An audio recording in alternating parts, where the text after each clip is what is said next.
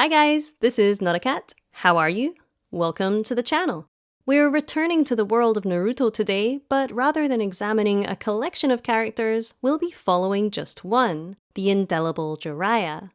Named after the toad magic wielder from Japanese folklore, Kishimoto's Jiraiya is an irreverent ladies' man, an admirable idealist, and Naruto's most prominent mentor. He's also, despite often taking a back seat, at the very heart of what the series is all about. Jiraiya is a quiet cornerstone of the modern ninja world, and like Naruto, he stays true to his beliefs despite having endured monumental grief. In fact, he allows this grief to render him kinder and more in touch with his ideals. As a result, he is a shining example of radical authenticity Naruto can follow in his own quest for greatness. Someone who has broken through the shinobi status quo and emerged a courageous and grounded individual.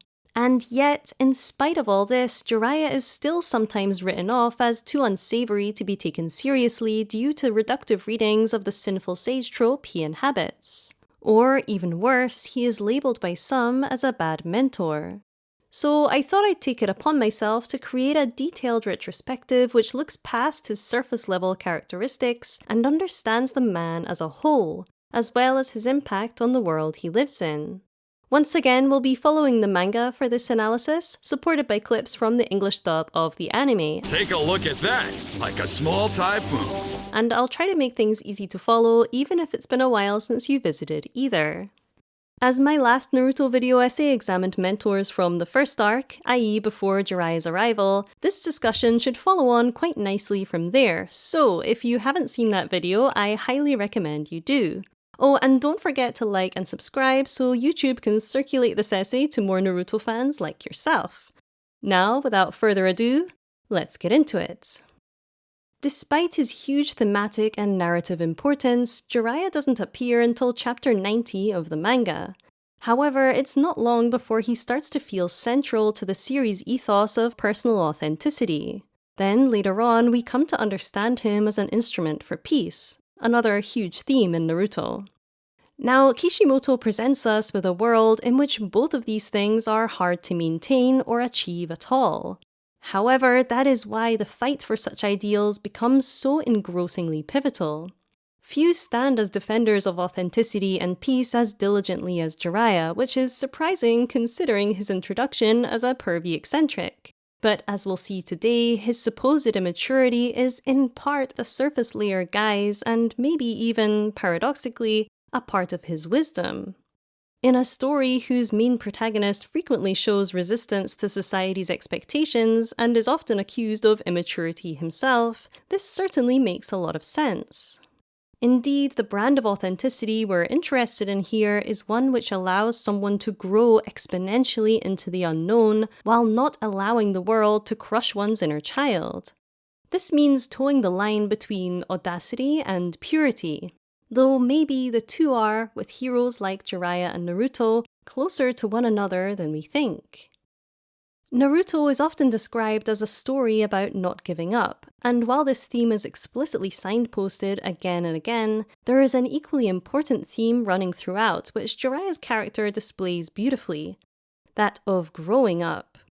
More specifically, along with helping Naruto grow, he acts himself as a strangely good example of how to age with grace in a violent world, while his fellow Sannin strive to cheat the ravages of time nonetheless, and people like Sasuke lose their youthful goodwill before they can even reach their mid-teens. But for now, let's start at the beginning, for the way Kishimoto unravels this character means we're not aware of his grace at all at first. Instead, we slowly discover it in a way which makes us appreciate him all the more.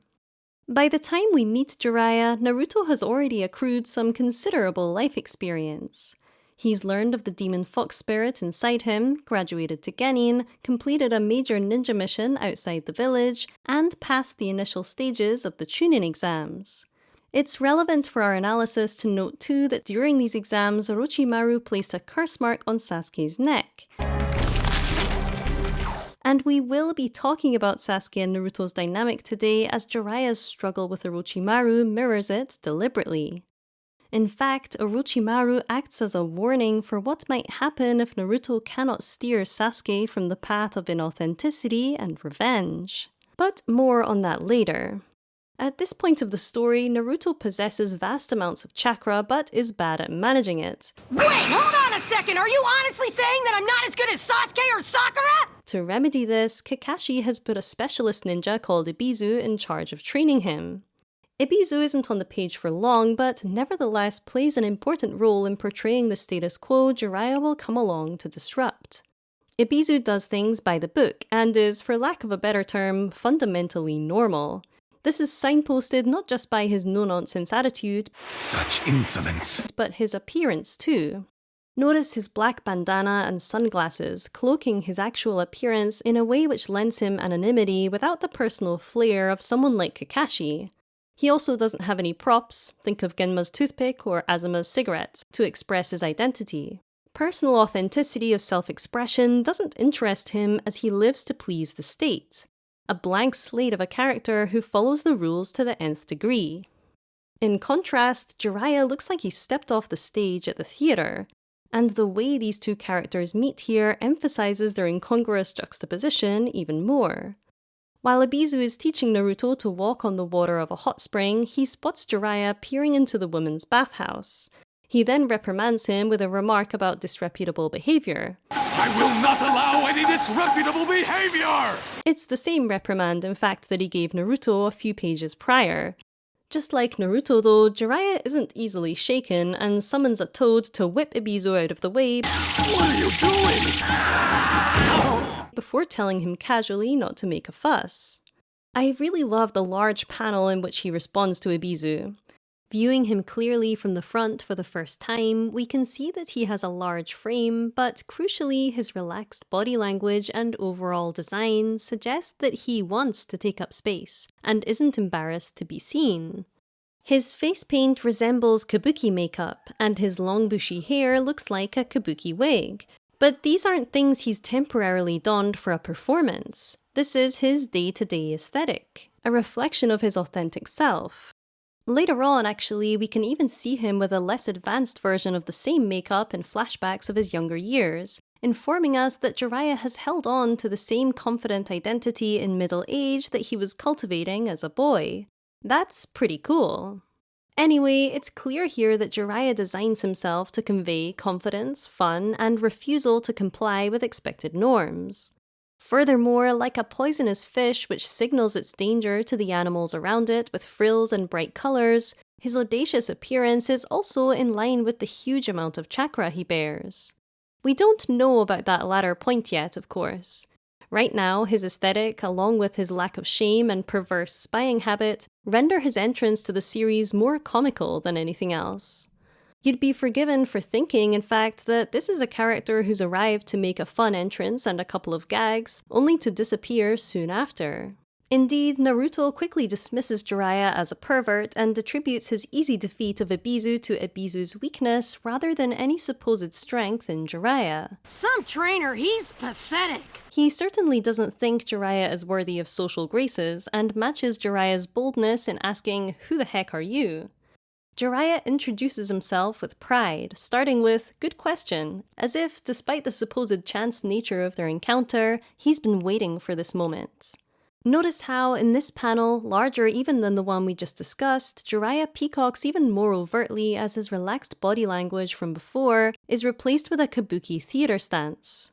"I am the most holy hermit sage of the Mount Myoboku Toads," he declares, otherwise known as the Toad Sage. Pleased to meet ya. That's right! It is I, the Toad Mountain Sage! This self-bolstering is reminiscent of how Naruto presents himself at times, inviting praise and declaring his greatness even if the audience isn't quite right, even if he's been behaving in a way which belies his professed grandeur. Indeed, being familiar with this kind of fanfare as he's partial to it himself, Naruto continues the conversation without granting Jiraiya his proper title, calling him Pervy Sage and asking him what he's going to do about Ibizu. Once again, Jiraiya is unapologetic, skimming past the subject of Ibizu and explaining that he's in fact a novelist gathering info for an upcoming book. So already we have this intriguing question mark over Jiraiya. His title as Sage, the toad summoning, and swiftness with which Ebisu was knocked out cold suggest that he might be a powerful ninja. But his calling as an artist and the frivolous content of his books point towards a lack of commitment to shinobi ideals. Dirty old man! Little. Moreover, his self-professed hermit status makes him even more ambiguous. Does he choose to live on the fringes of society because he's wise and because he has important duties to attend to there? Or because he's too strange to belong in the village? At the moment, I'd say the audience is encouraged to lean towards the latter explanation. In fact, when Naruto now demands that Jiraiya take over his training as payment for Ebisu, he says he won't, not just because of Naruto's rudeness, but because he hates men. This odd comment humorously strengthens Jiraiya's position as a kooky outsider. Considering all the above, Jiraiya is not the kind of shinobi the modern ninja world strives to produce. He's loud, he's fanciful, and even visually he breaks the mold. And yet he holds a powerful title. As we'll come to see, this is why he makes such a good potential tutor for our young hero, who is still learning to come into his own authentic identity as a rather loud, unconventional person himself. This doesn't mean Naruto approves of Jiraiya's lecherousness, though. And actually, Naruto's vocal disapproval of it lends a nice honesty to their relationship right from the off. Research, yeah, right! Just an excuse for you to peek at girls in the bathhouse! Naruto is able to confront him thus and even tell him off for not acting his age because of his own brazenness.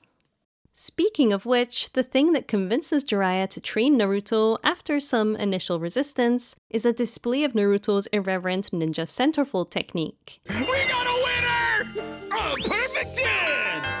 Ugh, pathetic! This move, in which he transforms temporarily into a naked woman, has been used from the start of the series as a signal of Naruto's eccentricity and mischievousness. That's my sexy jutsu! Got the stupid tricks! So even if all you see is a dated gag, you'll have to stick with me on this one. Continuing to be immune to embarrassment or shame, Jiraiya responds to the move by saying, "What an imagination, you're a genius." Then when Naruto claims Jiraiya is nothing but a pervert, a fair judgment at this point, Jiraiya simply makes a funny face and leans into it, jokingly calling himself a mega perv. This is important as he's sort of coming down to Naruto's level rather than chastising him as most adults would. Now, while the technique is silly, Jiraiya's openness to that silliness is important. After all, this was the move Naruto used to completely disarm Sarutobi in Chapter 1, and he even used a more advanced version with success on the usually composed Ebisu. Therefore, it's frivolous and rude on the surface, but powerful nonetheless in unexpected ways, just like Naruto and Jiraiya. Anyway, switching into business mode, Jiraiya says, "All joking aside, I'll supervise your training." Regardless of how loud the super perv routine might be, Jiraiya can drop it in a flash when need be. And that's what he does here, immediately telling Naruto to try the water walking drill again with a smile of genuine excitement on his face. This unconventional meeting of master and student marks the beginning of what will be the most important relationship at this stage of Naruto's life. After being treated like an outcast and a monster as a young boy, then having to fight for recognition as a young teen, Naruto found solace and opportunities for personal growth under the tutelage of Iruka then Kakashi, both of whom were drawn to Naruto's difference. Pivotally though, Jiraiya will be the first to help Naruto use the thing that made people hate him to self-actualize and succeed, rather than just flourish in spite of it. Remember that Naruto has two chakras within him, his own yellow chakra, or blue in the anime, and the red chakra of the demon fox. Although the demon fox was given to him, both have been part of him since birth. Therefore, harnessing both with clear intent will not only make Naruto a better ninja, but help him accept himself in his entirety to lead a more authentic life. As Naruto splashes clumsily back into the water, Jiraiya hones in on the fox immediately. Notice the seriousness of his glare and this sudden close-up of his eyes as he looks at the chakra in Naruto's feet. We're learning here that Jiraiya's sharp, observational side is always there underneath his fun exterior, ready to spring into action. This is also where we learn that Jiraiya knows who Naruto is. Having failed the drill again, Naruto emerges soaking wet and removes his orange tracksuit. I should know by now to take my clothes off first! Now that he's got a good view of him, Jiraiya tells Naruto to boost his chakra again, giving him a chance to observe the seal on his belly. Then, continuing to display observational intelligence we didn't have reason to expect after his comical entrance, Jiraiya quickly analyzes the seal. A double tetragram seal with an 8-signed seal. That way, if any of the demon's chakra escapes the tetragram seal, it will be safely channeled into and suppressed by the boy's own chakra, the 4th Hokage. He did this for the boy's protection. In no time at all, he deconstructs its intricacies, then notices the 5-pronged seal placed crudely on top. From this, he quickly ascertains that this is what's been disrupting Naruto's chakra control, and that it was put there by Orochimaru. An odd-numbered seal on top of an even-numbered? That explains it. The sage element of Jiraiya's sinful sage role is finally coming through. Indeed, we're learning that he's not only knowledgeable about Naruto's predicament, but he might be able to remedy the poor chakra control that Kakashi and Ebisu only noticed. This scene gathers more meaning upon rereading as we later learn that the 4th Hokage was Jiraiya's student. Therefore, he's examining something very personal here, the work of a beloved protege whose genius he guided to the point of becoming a legend. A protege who sacrificed his own life to protect the village. We also later learn that the 4th Hokage was Naruto's father, who sealed the fox within the boy, believing Naruto would have the strength to control that great power. Jiraiya is like the grandfather in this lineage of greatness, seeing his son's work years after losing him, and pondering how to make his son's dreams for Naruto come to pass. Crucially though, he keeps all of this to himself, opting to not even tell Naruto what he's looking at. This withholding of information is something Jiraiya is consistently careful to do around Naruto. Not only is it in keeping with his hermit ways, but it's an act of grace in that it actively protects Naruto from being overwhelmed. After telling Naruto to raise his arms like he's cheering for something, Jiraiya releases Orochimaru's seal in a move which he says is designed to let Naruto's body relax. 5-pronged seal release! Then, after seeing an immediate improvement in Naruto's chakra control, he gives him just enough information to think about the next step. I think it's about time to teach him how to control the fox's chakra. Okay, out of the pool! Come on in. I'm gonna teach you a killer technique. Jiraiya tells Naruto about the 2 types of chakra within him, which Naruto confirms, saying he's noticed the red one is immensely strong. Then, careful again not to overwhelm him, Jiraiya tells him training will start tomorrow. Despite seeming indifferent to him before, Jiraiya then carries Ebisu to the place he's staying, where he apologizes for stealing Ebisu's pupil. Sorry, Ebisu.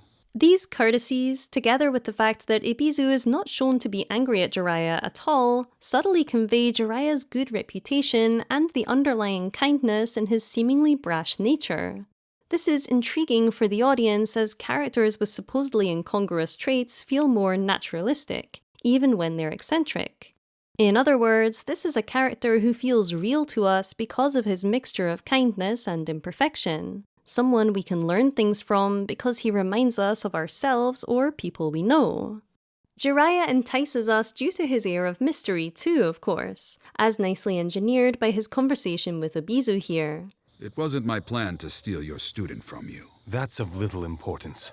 Lord Hokage has had his ninjas searching for you everywhere. Ebisu asks if Jiraiya had returned to Konoha in search of Orochimaru, and Jiraiya brushes him off, saying he's just doing research for his writing. Then he adds, interestingly, that he's not the type to seek out trouble. The only thing that brought me here was the chance of doing some research for a book. I have no desire to get involved in any of that other business. Now, this attitude certainly aligns with the hermit status he proudly proclaimed earlier. However, Ebisu goes on to implore him to act, suggesting that Jiraiya's supposed ambivalence only tells half the story. You know better than anyone! There's only one way to deal with Orochimaru. He's one of the Sannin, the legendary 3 ninja, and he can only be stopped by the power of another Sannin. Your power, Master Jiraiya! The chapter ends here on another suddenly serious close-up of Jiraiya's face, suggesting inner conflict. The issue of Orochimaru isn't something that disinterests him, it's something that he's decided not to face right now. Not head-on, at least. Indeed, the revelation that he's a legendary Sannin suggests battle prowess and ties with Konoha, which Jiraiya deliberately avoided alluding to when introducing himself. Moreover, Ebisu mentioning that Jiraiya shares the title of Sannin with Orochimaru tells us he has a past with the villain. Both became legendary, but Jiraiya has stayed on the side of good while Orochimaru has fallen away from his roots and sought to destroy them. All of this considered, we learn here, if we're paying attention, that this character isn't someone who isolates himself out of ambivalence, but wisdom and experience. Experience of something perhaps very painful. And sure enough, we later learn that Jiraiya has survived the horrors of war and shoulders a great deal of responsibility for Orochimaru. But even if we miss that suggested emotional hook at this juncture, we know now that he is indeed a trusted high-ranking ninja, and therefore someone we can invest in as an audience. First and foremost, however, Jiraiya's function in the narrative right now is to catalyze Naruto's success. The next day, after being told off for more perverted dilly-dallying, he ascertains that Naruto is definitely still not aware that the red chakra is that of the nine-tailed fox, and concludes silently to himself that Naruto must only be able to summon the Biju when he's in legitimate peril. Yet again, he keeps things simple for Naruto and most importantly speaks very kindly about this power as something positive that makes Naruto special. For the technique I'm going to teach you, the chakra you've used until now is nowhere near powerful enough. Anyway, the special chakra that only you have will become your greatest weapon. I am sure of it. Not taking advantage of this special chakra, he says, would be like ignoring a gift from above. Additionally, he goes on to say that if Naruto learns to wield it, he won't have to train like everybody else, and that this is a good thing as everyone has their own personal style. What a beautiful way to reframe this inner feeling of otherness Naruto has carried all his life. The thing which others have sought to suppress in Naruto is something Jiraiya wants him to accept as an authentic and useful part of his ninja identity, and indeed his identity as a person. The road to achieving this, however, will see Jiraiya presented as somewhat removed from the encouraging mentor archetype. As we saw in his introduction, Jiraiya is able to summon sentient toads, and here he shows Naruto how to use his immense chakra reservoir to do the same. Summoning Jutsu!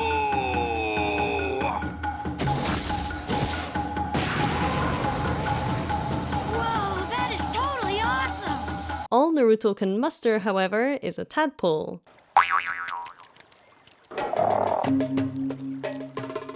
Jiraiya's response to this is one of disappointment, but the panels below remind us of the bigger picture. Konoha Jonin Hayate has been murdered by Baki of Sunakagure for discovering the Sand Village's conspiracy with Orochimaru's Otakagure to attack Konoha. Remember also that Orochimaru is after Sasuke, Naruto's teammate. See, the thing is, I was ordered to see Sasuke when he was in the hospital. When we jump forward 2 weeks into Naruto's training, Jiraiya's quiet disappointment has become vocal exasperation. He even resorts to shouting, "Try it again," in Naruto's face like a hardened army general. This escalation is paralleled with mounting tensions in Konoha when the higher-ups hold a meeting to discuss Hayate, Orochimaru, and possible traitors among their allies. No village in the Alliance would betray another and join forces with that fiend!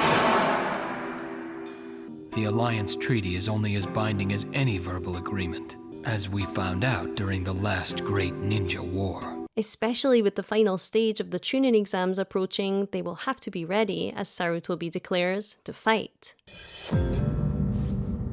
Considering the pressure the village is under, Jiraiya has reason to accelerate Naruto's training. However, his treatment of him comes across as rather harsh.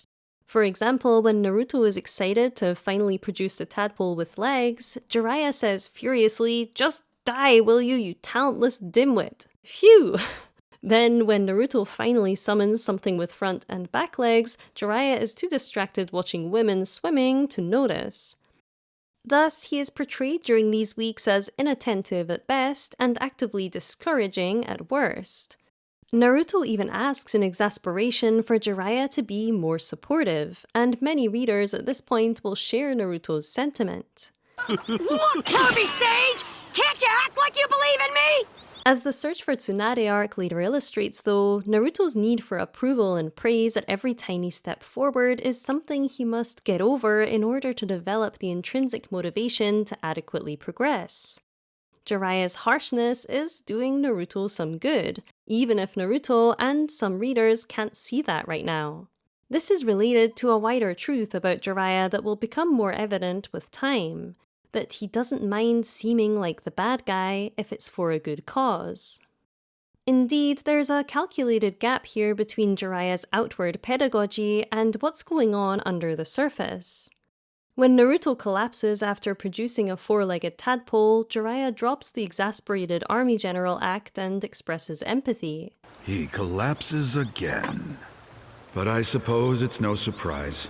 Demonstrating genuine care for the boy, he reflects on how understandable his exhaustion is, how for a solid 21 days of training he's propelled himself with willpower alone. It's no easy task, he thinks to himself, developing the ability to access and control the chakra of the nine-tailed fox. And there's no doubt that his body is too small to completely contain the monster's chakra. He then concludes that Naruto's body is probably in a constant state of trying to control the Biju, so he's going to have to take drastic measures to make him loosen that control. I love how he's standing over Naruto somberly while he thinks these things, despite having been giggling over bikini-clad women just moments before. We're getting another glimpse at what makes Jiraiya so powerful. The fact that his convictions, intelligence, and more caring side are always ready in the wings to take over when really needed. And the key word there is really, because Jiraiya doesn't walk around in a serious state. It's not in his nature, and perhaps he cares so deeply that being actively in touch with his own sincerity all the time would simply be exhausting. Either way, his thorough assessment of Naruto's well-being and empathy for his exhaustion suggests that he pays more attention to him than he seems to, observing from a distance so Naruto can figure things out on his own. Jiraiya bends down to pick up his student, smiling over his shoulder at the boy while apologizing to the 4th Hokage. Please forgive me for what I am about to do, 4th Hokage. This little apology, together with the image of him carrying Naruto on his back, lent a familial tone to his treatment of Naruto here. Continuing the push and pull of our trust in Jiraiya though, Kishimoto is about to undermine his parent-like concern in one of the most shocking moments of the series thus far. Your training ends right here. Huh? Jiraiya places, or drops, Naruto on the ground and tells him his training ends today, that he'll have to figure things out for himself from here on out. After this rather callous statement, and before Naruto can even fully realize where he is, Jiraiya pushes him down a ravine.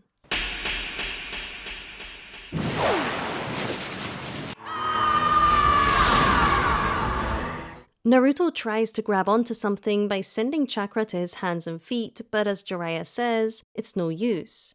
This gorge has been polished smooth by running water and cannot be escaped through ordinary means. All right, Naruto. Now we shall see if the strength that's been given to you is a blessing or a curse.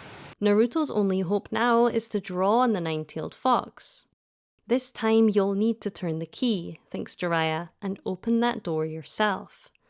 And as he watches the boy plummet to what could be his death, Jiraiya's smile tells us he believes Naruto has what it takes. The ravine is a metaphor for the difficult path Naruto is embarking on, one with no sure footholds and no way out without summoning power and conviction beyond his years and beyond himself. I really am gonna die! And considering the looming threat of Orochimaru, it has to happen now. Circumstance dictates that Jiraiya must forego the overtly loving protector stage of guardianship and skip straight to pushing this young adult out into a perilous world, not just in search of success, but the radical self-acceptance necessary for survival in the hard life destiny has given him. And indeed, just like the ravine, the responsibility the demon fox burdens him with isn't something he can opt out of. Jiraiya's job isn't to make Naruto happy, but to make him face this tragedy head-on. Much later, we will see Jiraiya claim that the pursuit of happiness is not man's business. Not the business of men such as him and Naruto, that is, for whom the fun of youth is cut short even by shinobi standards, by fated forces out with their control. Maybe that's why, at the cost of being rude or irritating or harsh, these two characters make their own fun and speak their minds so openly, to remedy that feeling of being restricted. In the ravine, Naruto has a pivotal breakthrough. However, before we examine that, I'd like to highlight the fascinating inspiration behind this scene, which I learned about from this excellent Tumblr post by Citrus Paradisi.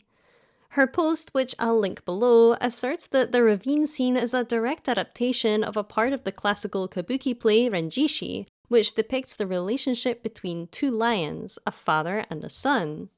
The father, growing old and weak, must train his son to follow in his footsteps, just as Jiraiya must train and pass on his knowledge to Naruto. As Citrus Paradisi states, the elder lion, as part of his son's training, throws him into a ravine, then waits for him to climb back out, thereby proving his strength. The relationship between the father and cub, she argues, is symbolic of the passing of strength from one generation to the other, as well as a representation of familial love and ultimately the cycle of life. This is a wonderful observation, which will no doubt carry a lot of meaning for any of us familiar with how Jiraiya and Naruto's relationship develops. Therefore, this scene is not simply there for shock value, and it's not just a gripping plot device to accelerate Naruto's development, but a foreshadowing of the godfather and son relationship Jiraiya and Naruto will come to share, of the love Jiraiya has for the boy and his willingness to do what is necessary to ensure he fulfills his destiny, to ensure that Jiraiya's legendary strength can be passed on to and added to the strength of a worthy successor who will make the world a better place. And sure enough, as Jiraiya predicted, Naruto turns the key. Just as he fears he is about to die, he enters a part of his being which allows him to access the nine-tailed fox. And in this metaphysical space, he interacts with the Biju directly for the first time. This feeling. It's the red chakra again. What is this? It's huge. Come closer, little boy. Remember when Jiraiya emitted the information that Naruto's red chakra is that of the fox? That was because he wanted Naruto to figure it out for himself, and that he does. You're the nine-tailed fox! This realization empowers Naruto to see the fox as something he can use and negotiate with rather than just feel wary of. "Hey, stupid fox," he says, "I've been letting you live in my body all this time, so why don't you pay me some rent and lend me some chakra?" And thus he summons Gamabunta, prompting a smile of fatherly pride from Jiraiya. What's this? Now, Gamabunta isn't just any summonable toad. He's the chief toad. In fact, Gamabunta struggles to believe someone as young as Naruto could summon him at all. Jiraiya too is taken aback by this feat, but not incredulous.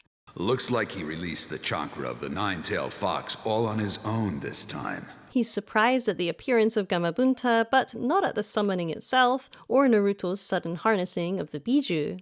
This radical belief in Naruto, without which he would have never done something as bold as throw him off a cliff in the first place, is helping the boy achieve that all-important authenticity of heart which Jiraiya himself champions so well. Indeed, in making a deal with the nine-tailed fox, and talking down to him at that, Naruto is taking charge of his life. He's graduated from being captive to the Biju's curse, to acting as the jailer with the key. Naturally, this breakthrough has huge positive implications for Naruto's self-actualization. Indeed, it's not long before his newfound command over his power comes in handy. Shortly after the ravine incident, Naruto and Shikamaru have a run-in with Gaara at the hospital. Suffering under the weight of his own Biju, Gaara claims to want to kill Rock Lee, who is recovering from injuries sustained while battling Gaara in the Chunin exams.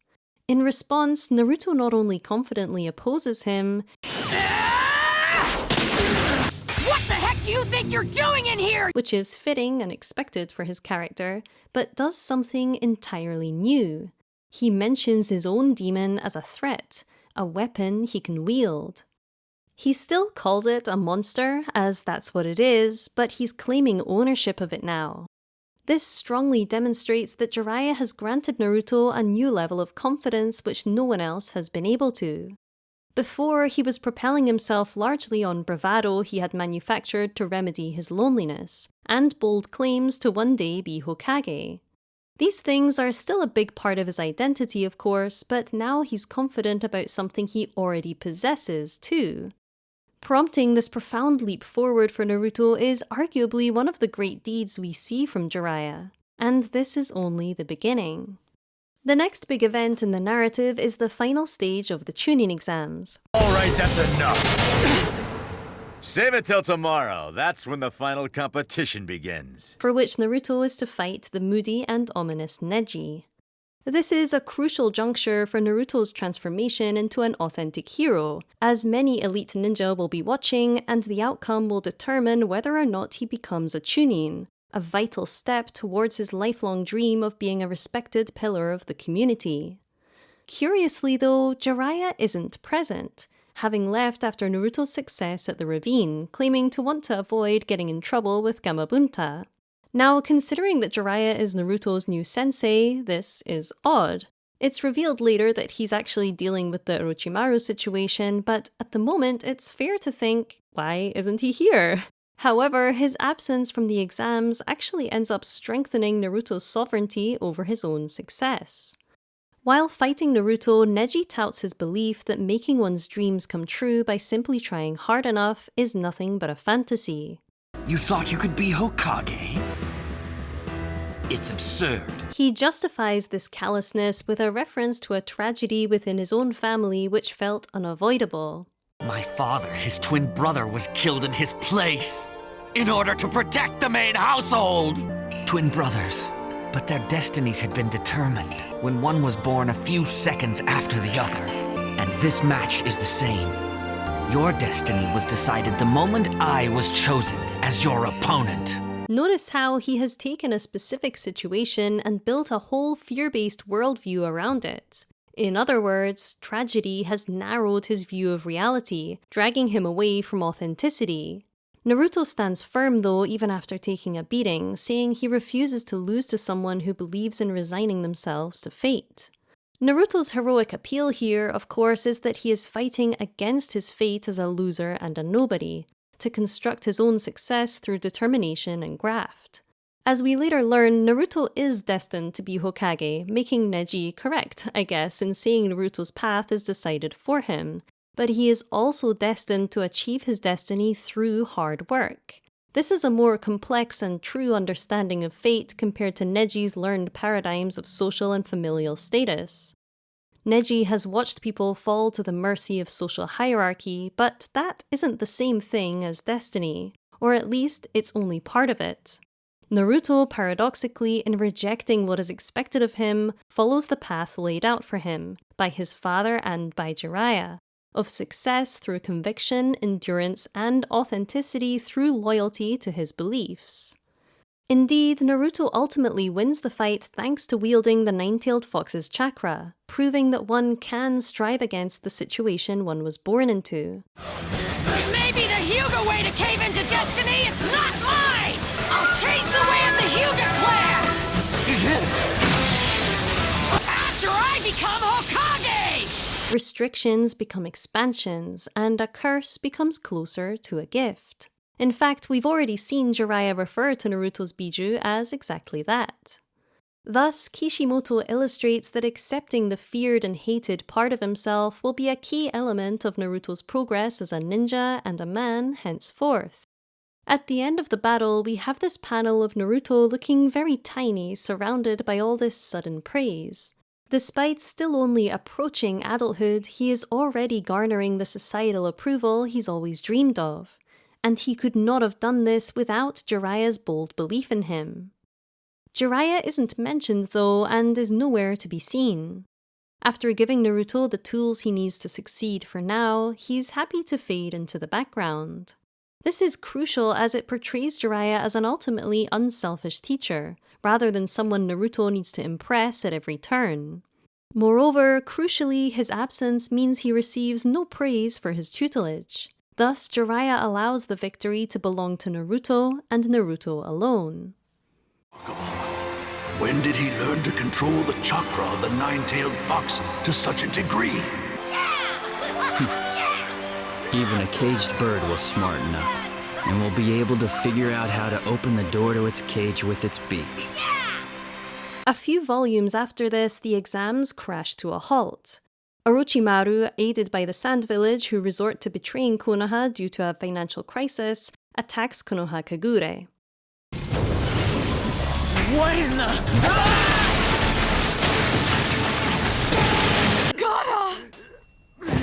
You fool! You tried to transform before the signal was given. During this invasion, aka the Konoha Crush, Naruto's new powers and command over himself are exemplified wonderfully. When Gaara transforms into the one-tailed Shukaku, Naruto matches his monumental size by summoning Gamabunta, and ultimately triumphs. Thus, Jiraiya sharing his iconic Toad summon with Naruto saves many lives already. Once the battle is over, Naruto empathizes with Gaara's loneliness and urges him to create authentic connections with people despite his pain. Why would you do this for anyone but yourself? Because they saved me from myself. They rescued me from my loneliness. I've got people who care about me now, he says. And Gaara realizes that this is why Naruto is so strong. He's been isolated and shunned too, but never given up on his sense of self and worthiness of connection. I particularly like that Naruto tells Gaara that his pain is not trivial. It implies that integration of pain is the authentic way forward, rather than taking pain and basing one's whole identity on it. Only then can we even have space for love. Again, choosing acceptance and expansion over fearful narrowing seems central to the ethos that Kishimoto is communicating here. This victory and this speech result in Gaara being inspired by Naruto to resist the hatred consuming him, and we eventually see him become a sincere proponent of peace as Kazekage. Just one of the many ripple effects of Jiraiya's legacy which changed the shinobi world for the better. Up until this point, Gaara was on his way to becoming a bona fide villain, and he rightly credits Naruto for steering him off that path. However, without Jiraiya to give Naruto the power and self-acceptance to be that inspiration for Gaara as a fellow Jinchuriki, things could have gone very, very differently that day. The most crucial event of the Konoha Crush, however, is Orochimaru's battle with his former sensei Sarutobi, which ends with Sarutobi dying to protect the village.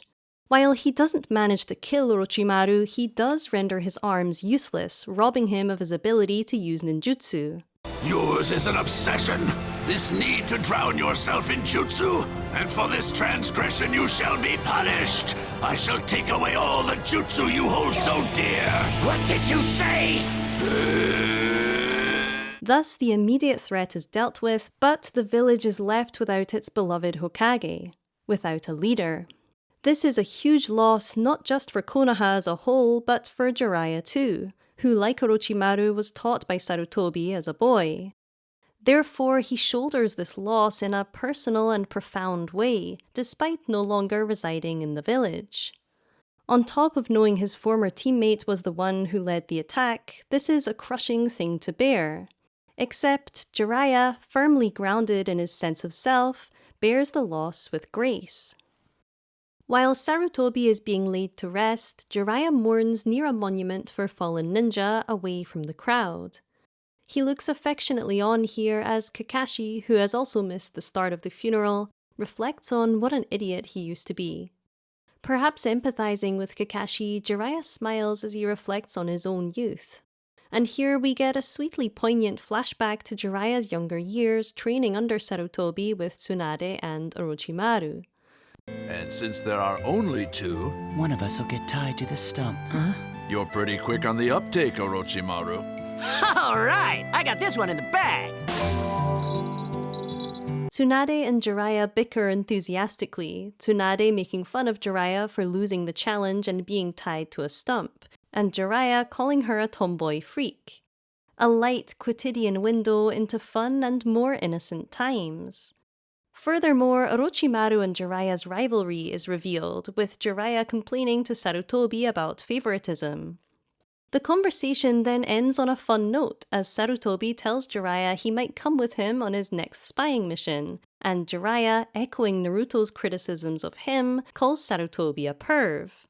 I haven't been caught peeping yet. All right then, if you're so sure of yourself. I'll have to tag along next time. Wow, Sarutobi-sensei, you're a perv. Here, we understand that there was a strongly felt rivalry here, like Naruto's vehement desire to best Sasuke, but not one which intruded on the general happiness of the group. I really like this scene. In revealing Jiraiya and Orochimaru together here as childhood rivals, Kishimoto provides a shockingly somber view into the reality Jiraiya is living. Unlike Naruto and the audience, who met Orochimaru as a one-dimensional villain, that's right. The Hidden Leaf Village will cease to exist. Jiraiya has endured seeing an innocent child become a monster. As has Sarutobi, of course, who in his dying moments refers to Orochimaru as his dear disciple. We can even see Orochimaru having a good-natured chuckle at his teammates' loud personalities here, highlighting that there was potential for the team, and that Orochimaru was not without some seeds of goodwill when he was a boy. Together with the sweet interaction Jiraiya has with his sensei here, this realization renders Jiraiya's calm and good-natured response to Sarutobi's death all the more impressive. He has every reason to be furious, but experience has taught him that fury accomplishes nothing. He has every right to cry too, but he chooses instead to smile about the good times. Even the fact that he stands here in this more secluded space rather than mourning publicly illustrates the beauty in how he does things his own way. He doesn't need a ceremony or a grave to remember his sensei. He honors him even more by privately reminiscing somewhere he won't be disturbed. And this all ties back into that idea of authenticity over pandering to social norms quite nicely. Before we move on, I should mention that this flashback of Jiraiya's draws a key parallel between his path to greatness and Naruto's. When Naruto took the bell test with Sakura, his Tsunade, and Sasuke, his Orochimaru, he ended up strapped to the stump as a loser, just like Jiraiya. Naruto and Jiraiya both know what it is to be the underdog, the butt of the joke, and how much effort it can take to maintain a cocky enough attitude to motivate oneself regardless. Don't get me wrong, Jiraiya is still sometimes the butt of the joke, and Kishimoto does use him for laughs, but it doesn't get him down, and he actually encourages it. This is because he has constructed his greatness alongside his eccentricity and mischievousness, rather than trying to stamp them out. That's the all-important inner child quality I mentioned at the start, and arguably it's the reason why he's capable of reacting to crushing losses with wisdom rather than hate. While this richness of character may be a big part of his charm for some of us, there is little tolerance for immaturity in a military village like Konohagakure. In fact, Jiraiya feels a palpable disconnect between himself and what's expected of him in Konoha and ninja society at large. This disconnect is explicitly and implicitly highlighted in the following chapter. Indeed, when the chief counselors come to talk to him about Konoha's situation following the attack, they find him spying on bathing women. You're still playing the buffoon, I see. When one of them chides him for this behavior, calling it a foolish activity, he excuses it as research, as unembarrassed as he was at the hot spring. While his books will later be revealed to be more than just cheap fiction, this is still pretty gross behavior that, as Ibizu's reaction established earlier, is at odds with Konoha values, and his shamelessness worsens this disconnect. That being said, Jiraiya is cagey when he realizes who he's talking to. What could you two scholarly advisors want with me? Like a boy who's been caught stealing sweets from the kitchen before dinner time. I like how he's depicted here, looking reluctantly over his shoulder rather than turning around fully before addressing them, with a guarded expression on his face. Despite his status as Sannin, he's intimidated and irritated by them. Moreover, despite the fact that they are older than him, he doesn't rush to perform the appropriate social graces. Thus, we are reminded that despite Jiraiya's respect for figures like Sarutobi, he is still at odds with the status quo upheld by the village elders and doesn't fit comfortably into the social hierarchy. He is not even interested in pretending, in fact, and yet, clashing of wills and manners notwithstanding, they believe in him and offer him here the title of Hokage. We have no way of knowing when one of the surrounding nations might try to make a play. We need a strong and trustworthy leader. It is more than just Orochimaru. It is the seed of a far greater struggle. While trying to persuade Jiraiya, they call him strong and trustworthy, reminding us yet again that Jiraiya's dependable reputation precedes him, no matter how much he tries to hide himself away. And yesterday, at an emergency meeting with the Lord of the Land of Fire, it was decided. We chose you, Jiraiya. This close-up of his headband here subtly portrays his self-imposed othering, in fact, for it bears not the symbol of Konoha, but something unique to his headband alone. Abura, the kanji for oil. This, as we later learn, is a reference to his training at Mount Myobuku, where his Toad Sage identity was formed. Even the shape of his headband mimics the horns of a toad, signaling his independence from his origins. The significance of the kanji isn't known to us on first reading, but the fact that his headband signposts his individuality so brazenly reminds us that he doesn't belong to Konoha. His goals and ideals belong to something else, something larger. Indeed, despite being first choice for the role, he rejects the Hokage job offer straight away, saying he's not suited for it. Oh, I don't know. It's not really up my alley. Notice the continued guardedness in his body language here. He has his arms crossed during the offer and shuts his eyes as he declines, waving his palm at them. He doesn't just see himself as unfit, he actively doesn't want the responsibility. His lack of enthusiasm tells us he is indeed not a natural fit as father to the community, which we established in our last Naruto video essay as the Hokage's role. After all, as Naruto's fervent desire for the role displays, it's more of a calling. He does have someone in mind, though. If you're so set on a Sannin, there is another. And still exhibiting guarded body language as if afraid he won't be able to get out of this, he hastens to recommend Tsunade, the only Sannin we haven't met yet. True to the dependableness the counselors signposted, Jiraiya promises to track her down and not to run away, justifying the idea thus. As opposed to unwilling, apathetic me, he says the sharp go-getting Princess Tsunade is much better suited for Hokage.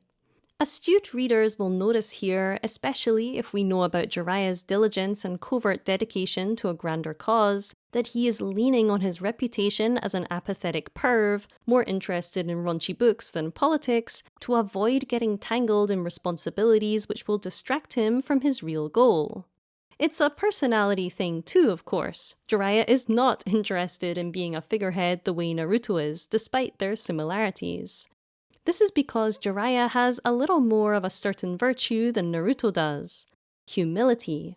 He does not, in spite of his title, think he is worthy of the role. He does see greatness in Naruto though. There is one guy I wouldn't mind having along for the ride. And will be instrumental in ushering the boy, along with Tsunade, towards that mantle. Before he and Naruto leave Konoha, we have a very endearing panel of them eating ramen together as Jiraiya ponders the fourth Hokage's legacy. The task of facilitating that legacy is a huge one, and we're understanding with increasing clarity that there is more to this man than meets the eye. His purpose is not to seek out greatness for himself, but in others, and that, paradoxically, is what makes him a great hero. As Jiraiya sets off with his protege and Kakashi has a run-in with Sasuke's disgraced brother Itachi, we get a flashback to when Jiraiya told Kakashi his plan to take over as Naruto's mentor. In this scene, his pervy sage side is nowhere to be found. He compliments Kakashi for his tutelage and also reveals that he has been keeping tabs on Orochimaru ever since he defected from Konoha. The third Hokage was wise to place the boy under your supervision. He's been well looked after. But even someone of your remarkable abilities might not be enough to get him ready. I've been keeping a close watch on Orochimaru all this time, ever since the day he left the village. He became part of an organization. This is huge. He presents his findings to Kakashi seriously, calmly, and we get another one of those extreme eye close-ups which has become a signifier of when he code switches to being a serious ninja. He tells Kakashi that Orochimaru stayed in hiding for some time before joining the Akatsuki, a malicious faction made up of wanted criminal shinobi. Orochimaru then split from this faction while the others, including Itachi, seem to be working in the shadows seeking powerful jutsu and quite possibly the nine-tailed fox. It's only a possibility, but it makes sense. After all, the nine-tailed fox has an incredible amount of chakra. Thus, we are given further insight into Jiraiya's hidden reality.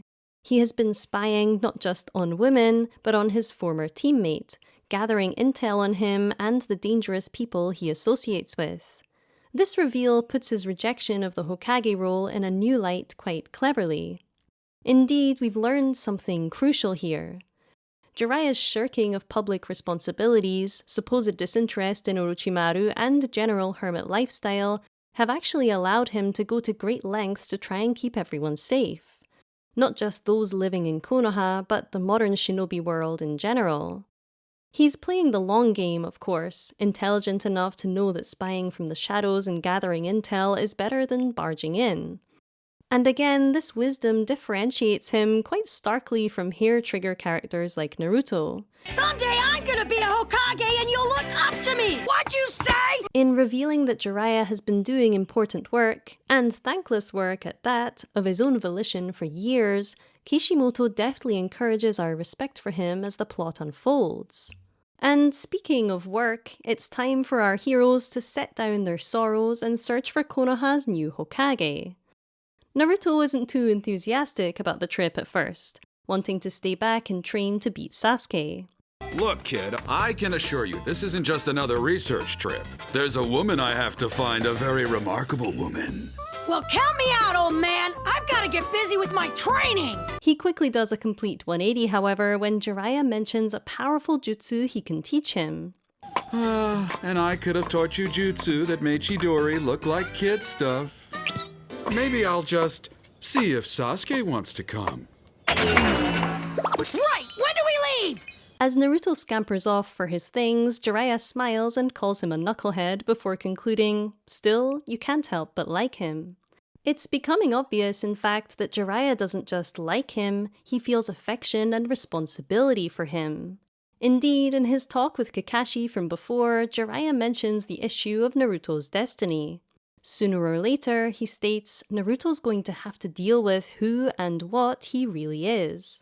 That's the boy's destiny. Jiraiya is taking it upon himself to help Naruto fulfill that destiny. He takes care not to talk like this with Naruto, however, as he cares about the boy's emotional well-being. He's taking Naruto along on this trip not just to protect him physically from the Akatsuki, but mentally from the knowledge that he is in danger at all. He even utilizes his pervy sage role while trying to persuade Naruto, claiming that Tsunade is a good-looking woman who at the very least might be good to ogle at. Like a thoughtful parent, he takes measures for Naruto's development and safety while hiding the darker reasons why, so that Naruto can stay motivated, not scared. It's much better for Naruto to think he's training to beat his rival rather than to fulfill some destiny or defend his life from an evil organization. At least for now. And Naruto certainly is in a good mood when they depart. Alright, I'm ready! Let's move out! In this panel of them leaving, the gates to Konoha are swung wide open, and Naruto is punching the air triumphantly as if victory against Sasuke is already in his grasp. There is a sense of expansiveness and hope here, in both the composition and the pair's body language, despite the grim reality we're now aware is simmering in the background. The nine-tailed spirit inside Naruto. That's what you're after? Thus begins the search for Tsunade arc, which will see Jiraiya and Naruto's relationship deepen in a profound way by the time it's over. And additionally, we'll see the positive influence of Jiraiya's dedication to authenticity and truth on those he cares for. As if to justify the more active role Jiraiya will play for this portion of the story, we have a moment not long after they set out where he explains something about his identity to Naruto. Naruto asks him what kind of amazing jutsu he's going to learn, casually referring to him as Pervy Sage, and Jiraiya looks surprisingly disgruntled. Pervy Sage this, Pervy Sage that, he says. You really don't know how distinguished I am, do you? And it's true. It is surprising that Naruto knows nothing about him. While Jiraiya has spent the better part of his life trying to live in the background of the shinobi world, his reputation as a powerful ninja remains. Even the chef at Ichiraku Ramen touts his glory to Sasuke later on, demonstrating the wide array of people, ninja and otherwise, who respect him. From the north to the south and the east to the west, the white-maned Master Jiraiya! Naruto has a unique kind of disregard for social hierarchy though, so even when Jiraiya turns here to declare that the Toad Sage title is just an alias, and he is first and foremost a Toad Master and Sannin, Naruto simply says, huh, and keeps walking. Jiraiya even pulls out an intimidating kabuki pose for this declaration, but it's no use. This humorous anticlimax establishes something important about their dynamic. Naruto will not automatically look up to Jiraiya as a figure of authority, and Jiraiya, for the first time in a long time, won't have to carry around the weight of the reputation he's used to having to offset. In other words, Naruto already sees Jiraiya as the normal guy he usually has to convince people that he is. This lends a nice equality to many of their interactions and allows Jiraiya to relax into their deepening bond in his own way, despite his penchant for being alone. Indeed, Naruto goes straight back to calling him Pervy Sage, and Jiraiya decides not to fight him on it. So, the fact that such a bigwig pervy sage chose me as his traveling companion must mean something, right? In keeping with the story's ethos of authenticity, the nickname isn't respectful in a traditional way, but it is honest. I'd hazard a guess that Jiraiya finds comfort in that. In fact, it's here that we now see a glimmer of vulnerability from him as he opens up about his past. Naruto says, basically, if you're so great and powerful, I must be special too for you to have chosen me. And Jiraiya admits, you know, a long time ago, the 4th Hokage was my student, and it's almost funny how much you kind of remind me of him. This stops Naruto in his tracks, and rightly so. In addition to being a huge compliment, this comment reveals another profound loss Jiraiya has had to endure. Not only has he suffered seeing his teammate become a villain and the loss of his sensei, but he is mourning a treasured student as well. I should mention here that Jiraiya isn't the only one pondering Naruto's greatness at this point of the story.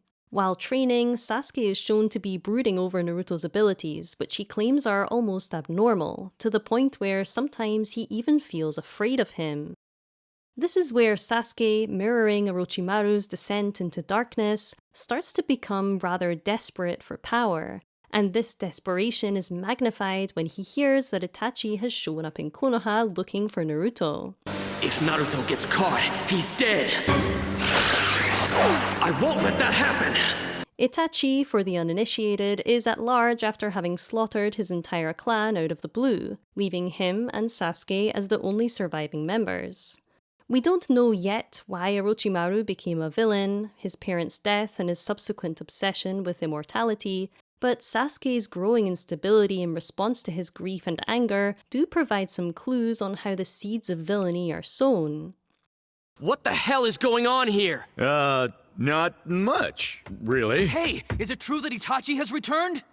And that he's come here to get Naruto? Take this panel of his reaction to hearing of Itachi's return. His eyes are open, unusually, almost unnervingly wide, giving him a decidedly crazed look, and the background is all blacked out as if he's become blind to everything but the fury he's feeling. It's the kind of unraveling Jiraiya may have witnessed in Orochimaru. Of course, Kishimoto is careful not to treat Jiraiya with the utmost seriousness, despite the pain he has been through, just like Jiraiya is careful not to be too serious in all areas of life. Indeed, while Sasuke searches frantically for Naruto to protect him from Itachi, Jiraiya is distracted by a beautiful woman outside the hotel they'll be staying in. Excitedly giving Naruto the room key, Jiraiya tells him to stay inside and practice his chakra control before running off. Here's the room key. I want you to go right up to the room, train for a little, work on your chakra, then get to bed, okay? You can't drag me here and then just leave me, Naruto says. And this isn't the first time he's had to remind Jiraiya to be a more responsible tutor. Only now, as Jiraiya is in charge of keeping Naruto safe on an extended trip, things are more serious. He's not just a sensei, but a guardian too. Except, I guess, rather than a traditional parent, he's more of a fun uncle type. Naruto benefits from the relaxed atmosphere this creates. He's able to call him pervy sage and defy the hierarchy by criticizing him. However, as incidents like this illustrate, it also provokes some insecurity in the boy. After all, the downside of being looked after by a fun uncle is that they don't provide that sense of all-round security. This is a clever piece of character writing from Kishimoto as it prompts us to doubt Jiraiya's ability to keep Naruto safe, despite his flashes of focus and sincerity. Usually in teacher-student dynamics, the teacher has reached a point where they have learned everything they need to, and the student is playing catch-up. Here, however, we find ourselves wondering if Jiraiya is also in a learning phase, i.e. learning how to be a good guardian, which keeps things interesting. This aspect of their dynamic has a few purposes outside of just being interesting, of course. Guess I'll just have to go door to door. Here's to you! For one, it makes the looming presence of the Akatsuki feel more dangerous, and secondly, it forces Naruto into a more advanced sensei-tutor relationship. By that, I mean Jiraiya doesn't worry over Naruto like Iruka, nor keep a close watch like Kakashi. He cares, but he refuses to coddle, granting Naruto the freedom and isolation necessary to grow. As established in the cliff scene, this method is vital in ensuring Naruto's long-term success, survival, and self-actualization, even if it may make him uncomfortable at times. Sasuke continues his search for Naruto. Naruto! However, Itachi gets there first, showing up ominously at the door to Naruto's hotel room with fellow Akatsuki member Kisame.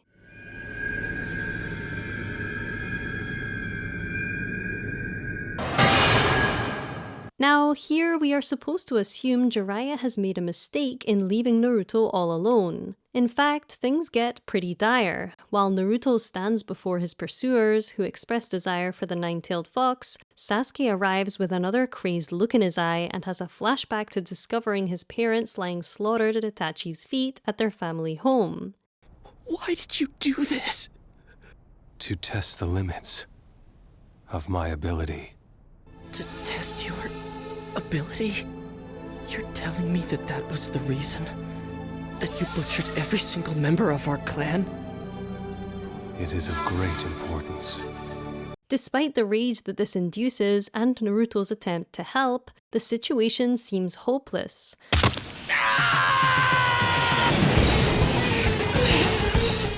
That is, until Jiraiya suddenly arrives in true shonen hero fashion at the last minute.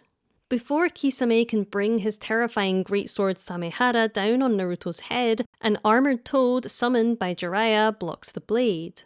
Moreover, he is carrying a woman on his shoulder, revealing that the eye candy from before was nothing but a distraction. You two don't know me at all, do you? Should have done your homework. Jiraiya the Toad Sage falls victim to no woman's charm. Rare beauties drop for me like blossoms in a storm. There's that performative language we noticed before. He continues to rant proudly in the full-page panel which follows, where he pulls another kabuki pose. It's a great example of that balance of might and silliness which makes Jiraiya so fun to watch. And indeed, Naruto is quick to deflate his bravado, accusing him of being genuinely entranced by the woman at first, and calling him pervy sage. I love their dynamic here. Naruto has easily broken through Jiraiya's performance yet again, so much so that Jiraiya actually gets embarrassed. I really wish you wouldn't call me that in front of other people. Are you kidding me? We've got worse things to worry about than what these guys think of you! Behind the jokes though, this is a key moment for Jiraiya's portrayal as a mentor and as a legend Naruto can look up to. We've seen how effective his summoning ability can be in a real combat situation, and some of that tension from before, our doubt over Jiraiya's guardian capabilities, has been relieved. Indeed, displaying strong command over the situation, Jiraiya is outwardly unshaken by being face to face with two members of the Akatsuki. Rather than rushing to fight, he gently puts the woman down, resting her head against the wall, and calls them cowards for pulling her into their scheme. What kind of coward would do something like that? Using his Saimingan to inflict an illusion jutsu on an innocent woman, all in order to separate Naruto from me. We learn here that Jiraiya has undone a genjutsu placed on her by Itachi and Kisame to make her act as a lure. It's a small crime considering Itachi and Kisame's murderous reputations, and yet Jiraiya cites it as a shameful offense. Little moments like this are important in reminding us of the fact that Jiraiya is not actively dangerous to women, despite his voyeurism. And again, more importantly, his composure and unrushed attitude here convey him as distinctly unafraid. Impressive, to be honest, because Kisame in particular is a scary-looking guy. Back to the altercation, Jiraiya informs Kisame and Itachi that he knows Naruto is what they're after. And while this conversation is going on, we have all these panels of Naruto looking increasingly terrified. Our hero may be known for his brazen confidence, but finding out he is wanted by these terrifying men has struck him dumb. The sudden helplessness in his face and Jiraiya's contrasting steadiness serve to strengthen Jiraiya's slowly growing portrayal as Naruto's sovereign protector. You're right. Naruto is the prize that the Akatsuki are after. No way you're getting Naruto. After all, without Jiraiya's arrival, the boys would have been defeated here, or worse. Continuing his calm resolve, Jiraiya tells Itachi and Kisame plainly that he cannot hand Naruto over and will instead defeat them here and now. Sasuke, however, still hungry for vengeance, insists on butting in. Stay out of this! Which ends in him receiving a huge blow to the gut and a stint in a genjutsu where he must relive his parents' death for 24 hours. At this point, Naruto tries to help too, running directly at Itachi and Kisame. But Jiraiya is smarter. Taking advantage of the chaos distracting everyone, he weaves some quick hand signs and transforms the entire corridor into the mouth of a toad.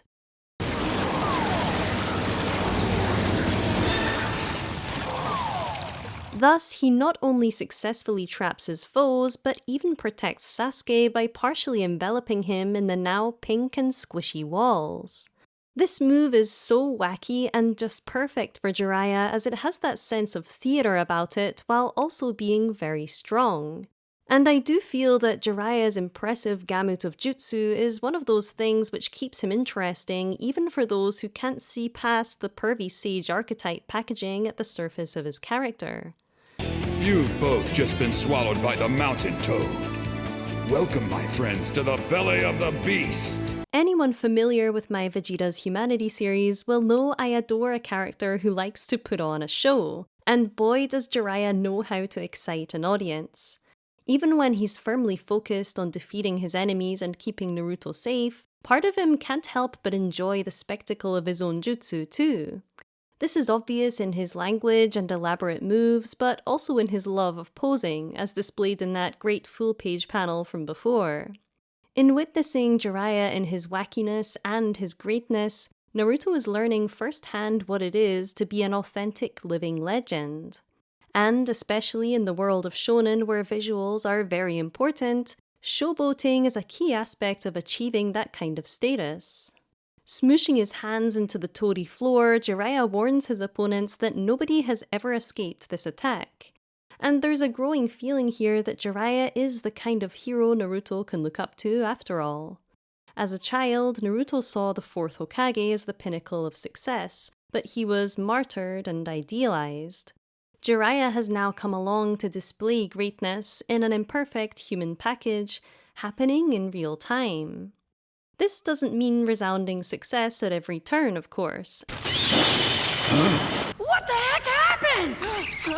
They both got away. Using inextinguishable Amaterasu flames, Itachi blows a hole in the toad so he and Kisame can escape. Even still though, Jiraiya continues to be resourceful, whipping out a scroll to seal the flames and close the hole. He then displays maturity and focus as the chapter comes to a close. After the Akatsuki's escape, Might Guy arrives and he and Jiraiya discuss getting Sasuke some medical attention. Naruto, meanwhile, young and impulsive as ever, is ready to chase right after Itachi for revenge. Okay, pervy sage, it's time for a new game plan. I admit, I let those goons scare me a little, but that's over. No more running. After all, it's me they're after, right? Well, okay then, it's time I give them what they want! This emotion feels authentic to Naruto, but is in fact muddied with a darkness he doesn't have full sovereignty over yet, as evidenced by this striking panel where he boldly claims he will go ahead and deal with the opponents himself. We can only see half of his face here, and a dark shadow has been cast over his features. Moreover, notice how his one visible eye has taken on the vertical pupils of the nine-tailed fox. Even the outlines of his speech bubbles are thick and scratchy, indicating that he's not the one speaking, or rather his authentic voice is being poisoned by the fox. These telling details cleverly remind us of the gravity of Jiraiya's job, that the energy he's helping Naruto harness is not a benevolent one. It's wrathful. And wrath is pretty far removed from Naruto's kind nature and Jiraiya's philosophy of calm observation. We've established that Jiraiya prefers to take a back seat as a sensei. However, he puts his foot down when necessary, and this is one of those situations where he has to be firm with Naruto so he doesn't stray from his ideals and do something stupid. Having noted the wrathful glint in Naruto's eye, Jiraiya takes a moment to calmly reason with him about how he's not strong enough to take Itachi and Kisame on. You're not in the same league. It took all I had to get them away from you. At which Naruto simply gives an impassioned speech about how he doesn't want to spend his life running and hiding. Moments like this really reveal Naruto's immaturity and tendency towards black and white thinking. Places where he still has to grow in order not to submit to the kind of possession Sasuke is currently experiencing. And so, rather than empathizing with Naruto's childish argument, Jiraiya growls at him and tells him to shut his mouth. So what are you suggesting, that we just do nothing? Just be quiet! I love his authoritative glare here, followed by this shocked panel of Naruto. As any good parent knows, one of the benefits of being generally lenient is when you put your foot down, your child knows you're being deadly serious. Jiraiya, it seems, does know a thing or two about mentorship after all. Continuing to give his student a much-needed reality check, Jiraiya tells a now resigned Naruto, "You are still weak." And this is an important reminder for Naruto at this juncture. Up until now, Naruto's disregard for his own limitations has stood him in good stead. It's allowed him to propel himself heroically against the tide. Interactions like this, however, remind us that one of the hard lessons Jiraiya must help him learn is that sometimes a determined attitude and good intentions are not enough in the adult world, especially when those intentions are in danger of being driven by hate. Jiraiya's inability to save Orochimaru has likely been a key aspect of how he's learned these things himself, the hard way. As evidenced in the nine-tailed fox's eyes in that panel we just looked at, resolve without reasoning can veer into recklessness. As such, Jiraiya must help Naruto marry these forces within. On top of that, of course, they still need to find Tsunade, whose medical jutsu is direly needed. Indeed, as Guy reminds us in this scene, Sasuke now needs aid, Kakashi has been wiped out by his run-in with Itachi, and Guy's protege, Rock Lee, is still recovering from injuries he sustained in the Chunin exams. What we need is a supreme medical specialist. Considering all the above, the weight of responsibility on Jiraiya's shoulders is immense. And yet he makes space for nurturing Naruto, even if that nurture isn't always overt. For instance, as the pair part ways with Guy and Sasuke, Naruto passionately promises to bring back Tsunade in a burst of that unchecked resolve we just mentioned. Don't worry, you can count on us! We'll have her back in the village in no time! Jiraiya shocks him out of his speech though, with an affectionate pat on the head, as if calmly reminding him to focus. Jiraiya, in his wisdom, offers no similar promises or bursts of emotion for Guy, instead showing calmness in the face of the challenge ahead. Now, Guy does applaud Naruto's guts. Nothing impresses me more than guts, kid. He's not wrong, of course, for feeling optimistic, but it's vital that Jiraiya is there to anchor him when his emotions are about to run away with him.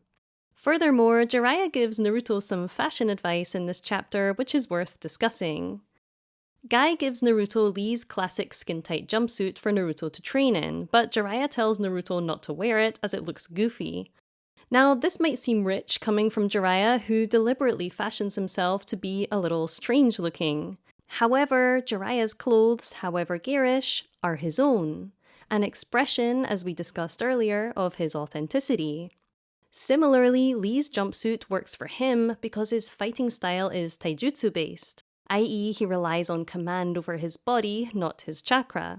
Therefore, maneuverability is paramount, and the simplicity of his costume adds zero frills or adornments to his figure, communicating his identity as a martial artist, like his namesake Bruce Lee. Therefore, we must remember that clothing is not just something we put on, but an integral part of how we perform and come into our identity. All this considered, Jiraiya is right in his advice. Wearing someone else's costume while on a journey of becoming would certainly make Naruto look, well, goofy. And speaking of this journey, the time has come for Jiraiya to have a serious talk with Naruto about the Akatsuki, in what turns out to be a quietly touching scene between them. I know that he's the one you're really after. You're right. Naruto is the prize that the Akatsuki are after. And we will have him.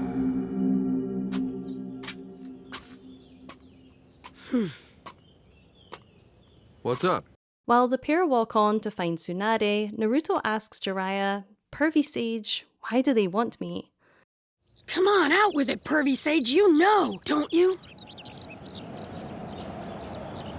Notice how Jiraiya has waited for Naruto to bring this up himself, giving the boy some all-important agency in what is otherwise an extremely daunting conversation. And Naruto is genuinely in need of emotional support here, as evidenced by these panels of him looking uncharacteristically troubled about it all. Stopping in his tracks to look Naruto in the eye, Jiraiya explains that the Akatsuki don't want Naruto, but what's inside him. He also explains that he doesn't know why the Akatsuki want the fox, but in ancient times, it was feared as a form of divine retribution. In other words, if Naruto doesn't learn to fully wield the Biju as a weapon himself, someone else will. Some horrible demon that terrorized the Leaf Village. That's why everyone's so afraid of it, right? The nine-tailed fox has appeared in times of consequence, all through the ages, a ghastly spirit destroying all that lays in its path. This is a question not just of self-mastery, but self-acceptance too. Indeed, we can see from the way Naruto clutches his stomach here and describes the fox as horrible, the Biju is something he's still learning to be okay with. As a burdened hero himself, Jiraiya understands the weight that all of this places on Naruto, so he looks down sadly to give the boy a quiet moment to process. Naruto looks down sadly too, and their retrospective panels mirror each other as both of them allow their usual cheery, determined demeanors to fade in a moment of solemnity.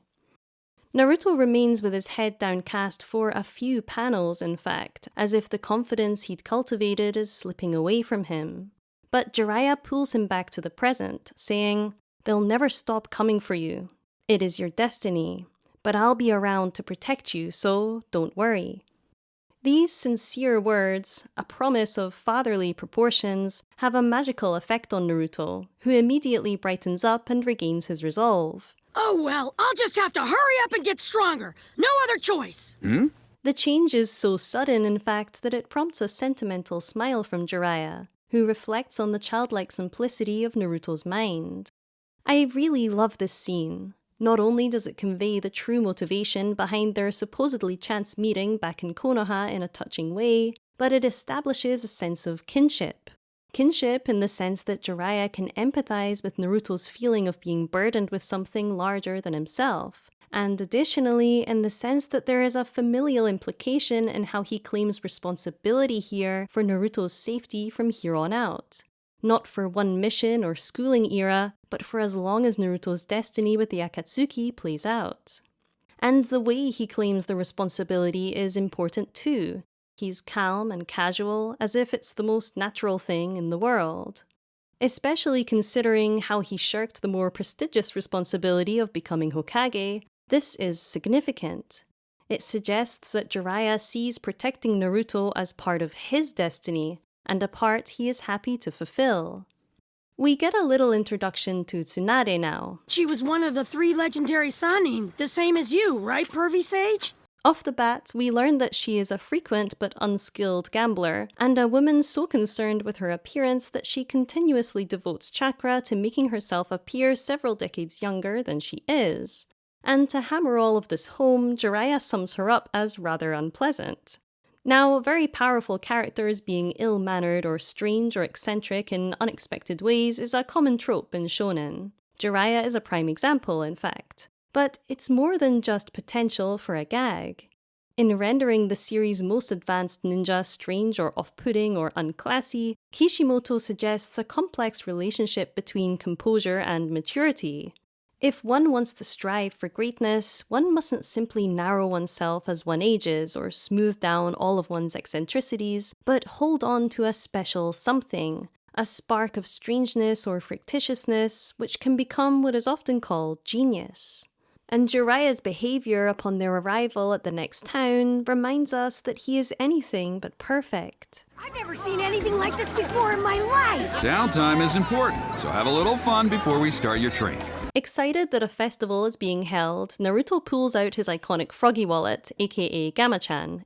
Jiraiya is quick to confiscate most of it though, giving him a lecture on how money is a vice that shinobi must avoid. Those 3 prohibitions are alcohol, pretty women, and worst of all, money. The irony of this is not lost on Naruto. Pretty big talk coming from someone so addicted to the ladies! But he bounces off into the crowd regardless as Jiraiya smiles fondly. Naruto enjoys exploring alone, but it's not long before he finds Jiraiya drunk and in the arms of 2 lovely ladies. Oh, hey kid. Had your fill of the festival already, huh? In the confrontation that ensues, as Naruto realizes Jiraiya has spent all of his froggy savings, Naruto spills some squid sauce on a nearby tough guy and lands himself in trouble. Look what you did, you little punk! The boss used to be a Chunin from the hidden village of the stones, the legendary dark ninja. The legendary what now? You're asking for it, pal! Just keep pushing! Great timing, Jiraiya says. I can show you the jutsu that I'm going to be teaching you. And what follows is an impressive display of technical fighting prowess.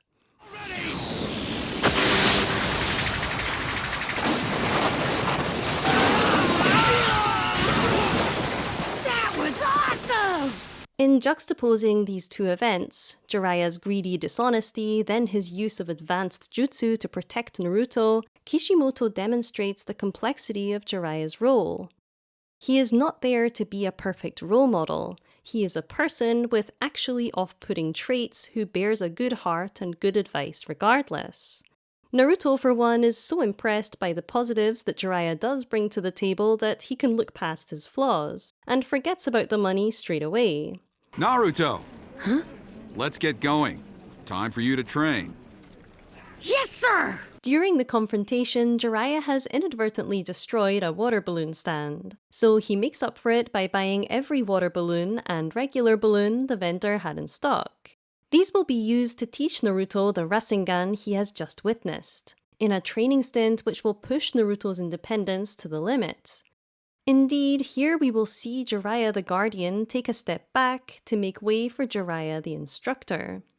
Jiraiya takes things slow for Naruto, telling him to simply create a circular stream of chakra inside a water balloon and make it swirl vigorously until it bursts. He won't tell him about the subsequent steps until he's mastered this one, maintaining that minimalistic approach which often defines his more advanced teaching style. Things start off well with a good-natured smile from Jiraiya and both enthusiastically agreeing to train until it gets dark. Oh, you're starting to catch on quicker. Okay, we'll train until the sun goes down. Yes, sir! Jiraiya takes a deliberate backseat over the next few days so Naruto can figure things out on his own, giving him bits of information but not too much, and even taking naps, which I can't blame him for because watching Naruto do the same thing again and again would be quite boring. And I think this is where we see some interpretations of Jiraiya being a bad mentor cropping up in the fanbase. But I would have to disagree. Look, the water's spinning! When Naruto gets the water swirling, Jiraiya is seen smiling at his progress, showing he is invested. Also, Kishimoto clearly illustrates the frustration and exhaustion Naruto feels when training without training wheels as a character-building experience, helping him cultivate a little more patience and teaching him to be more resourceful in his problem-solving. This is a vital lesson for Naruto, who does have a habit of brute-forcing things, as we saw in his fervor to rush after Itachi without thinking. Jiraiya is counterbalancing that fervor by instilling some of his own methodology in the boy. Indeed, Naruto has his first big breakthrough in this jutsu through observing a cat playing with a water balloon, and this resourcefulness brings him a huge amount of satisfaction.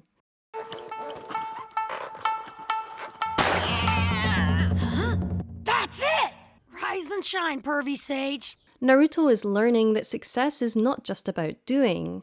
It's about what Jiraiya has been practicing for years with Orochimaru, enduring, observing, and gathering information.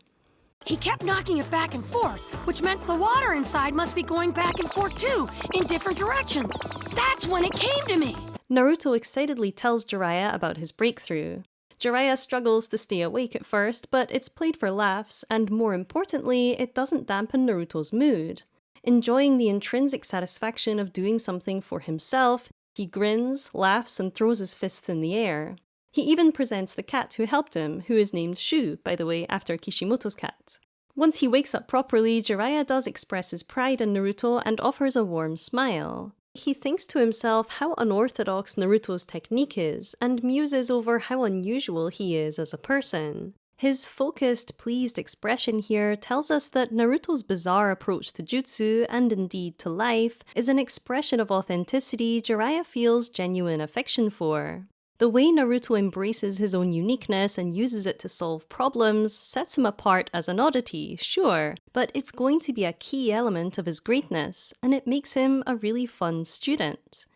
As further evidence of Jiraiya's good mentorship, the scene ends with him taking a mental note of the toll the training is taking on Naruto's chakra network. He's used up a lot of chakra. Can his chakra network withstand the strain? Now, Jiraiya could have easily told Naruto that the trick was to swirl his chakra in several directions at once, but he chose not to. Just as in the Chunin exams, his absence at the moment of victory and general hands-off approach ensured that this win belonged to his student. Despite seeming at times like pure laziness, this is one of the things that makes him such a great sensei for Naruto in particular. Nuances like this are easier to understand in hindsight, of course. Kishimoto cleverly continues to provoke audience frustration in Jiraiya so that we share the emotions of our central hero. Indeed, right after this huge success, Jiraiya immediately ups the ante rather than rewarding Naruto. Here you go. Huh? Success itself, after all, is its own reward. That's one of those adult truths one must accept if one is to authentically connect with one's journey of becoming. Jiraiya explains the new challenge, to burst a balloon with no water inside, then turns to leave. I'll leave it to you to figure out. And in the meanwhile, I better get back to my research. Probably becoming attached to Jiraiya, however, Naruto enthusiastically proposes training together that day, and Jiraiya replies, "Don't be such a baby. I promised to teach you, but I never said I would hold your hand and walk you through it. If you can't master it on your own, that's it. Stop being so juvenile and start acting like a proper shinobi." His language here goes beyond teacherly and is decidedly demeaning. It's a deliberate shock for Naruto and for the audience. After all, it's hard to imagine Iruka or Kakashi talking to Naruto like this. What Jiraiya is doing here, though, is giving Naruto some underhanded motivation. He knows that acting like a quote-unquote proper shinobi is something Naruto has struggled with, and it's something we've seen Jiraiya fall short of too, in fact. Jiraiya is showing Naruto his own weak points and saying, "How badly do you really want this? Go on and show me." Jiraiya can take this hardline approach because he knows Naruto has the tenacity to take on the challenge rather than crumble beneath it. And sure enough, Naruto trains alone until nighttime, and then until sunrise. Jiraiya eventually arrives, but only to tell Naruto to go into the city and buy them both lunch. What are you doing here, pervy sage? I want you to hop into town and grab me some lunch. Huh? Why do I have to? I'm your teacher, and a student is always obliged to obey his teacher. Naruto does so, begrudgingly, and reflects on his relationship with Jiraiya while waiting for the food. He won't teach me anything, he thinks, and yet he'll pull master rank on me. In other words, Jiraiya is violating the teacher-student relationship Naruto is used to having. He feels, quite understandably, used. And we feel for him, even if, as observant readers, we know that his statement that Jiraiya teaches him nothing is far from true. Our sympathies for Naruto and frustration with Jiraiya are then magnified as Naruto notices a heartwarming family moment playing out nearby. I want one of those, Dad. Can I? Huh? Please? There you go. Oh! He watches a father sharing an ice lolly with his son and lovingly telling him that his mother is waiting at home with a cooked lunch. The ice lolly, split into two identical, equally sized pieces, represents the fairness Naruto feels his relationship with Jiraiya is lacking. Moreover, the mention of a home-cooked meal highlights how Naruto is still a child, but not being looked after as one. Here he is, as usual, sourcing his own food rather than being fed by a loving caregiver. As we explored in our last video, eating ramen with Iruka was the closest thing to a home-cooked family meal Naruto ever had as a little boy. And so, here, my heart starts to ache for Naruto, who is shown to have bags under his eyes as he watches the boy and his father walk away. The eye bags, the aerial view of the crowd in which Naruto is just a speck, and the juxtaposition of his situation and the boys all remind us that Naruto is being forced to grow up a little too fast. Too fast, at least, for it not to sometimes really hurt. He is more hesitant this day to ask Jiraiya to stay with him while he trains. Well, maybe you could stick around for a while today? Help me train? And even more saddened when Jiraiya says no. Jiraiya is not acting out of malice, however, but grave seriousness. As explained in a previous chapter, it took the 4th Hokage 3 years to master the Rasengan, and with Naruto under threat, they don't have that kind of time. It's around this point of the story, in fact, that we learn Orochimaru is seeking out Tsunade, so it probably won't be long until they'll have to face him too. No matter how much gallivanting and sleeping Jiraiya engages in, neither Orochimaru nor the Akatsuki are far from his mind. Indeed, this close-up of his sincere glare informs us that his approach to this endeavor is anything but indifferent or lazy. As he did on the cliff, he is forcing Naruto into a state of desperation on purpose. If you can't think it through and figure out the knacks on your own, he explains before leaving, you'll never get better. And instead of arguing with him, Naruto puts on a brave face, because he knows Jiraiya is right. I thought I made it clear 3 weeks ago. Stop acting like a helpless child. You're a ninja. Oh, sure, of course. Don't worry about me. I understand. Forget about it. I was just asking, that's all. For what's one extremely common factor in big shonen breakthroughs? Frustration. Jiraiya's supposed cruelty will fuel Naruto's growth faster than constant praise. And sure enough, we witness Jiraiya's tough love actually work. Naruto trains all night again. It won't pop no matter how hard I try. And manages to not burst the ball, but agitate the air inside enough to blow a hole in it. To our surprise, Jiraiya comes to congratulate him.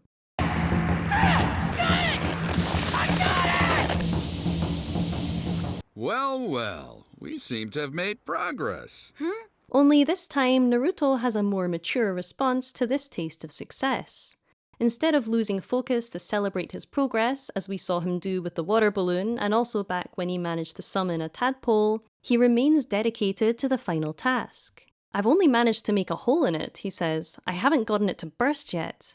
And here, just as he mediated Naruto's youthful enthusiasm before, Jiraiya tempers the boy's adult frustration. Boy, you're getting awfully picky all of a sudden. Offering Naruto an ice lolly. "Congratulations on getting this far on your own," he tells him with a wink. The gravity of this parent-like gesture from someone as isolated as Jiraiya isn't lost on Naruto, who is too struck with emotion to speak. Not only is this just very kind of Jiraiya, but it's the same ice lolly Naruto saw the father give his son a few pages before. It's a brief but beautiful moment, and probably the first that solidifies the familial nature of their bond with undeniable clarity on both sides. Strengthening the growing sacredness of their relationship, Jiraiya draws a clockwise swirl on Naruto's palm and presents a matching mark on his hand. Anytime that a person's eyes gaze on a blank sheet of paper, they don't focus where to look. The eyes just wander the page. But if you put even a dot on it, the mind is drawn there.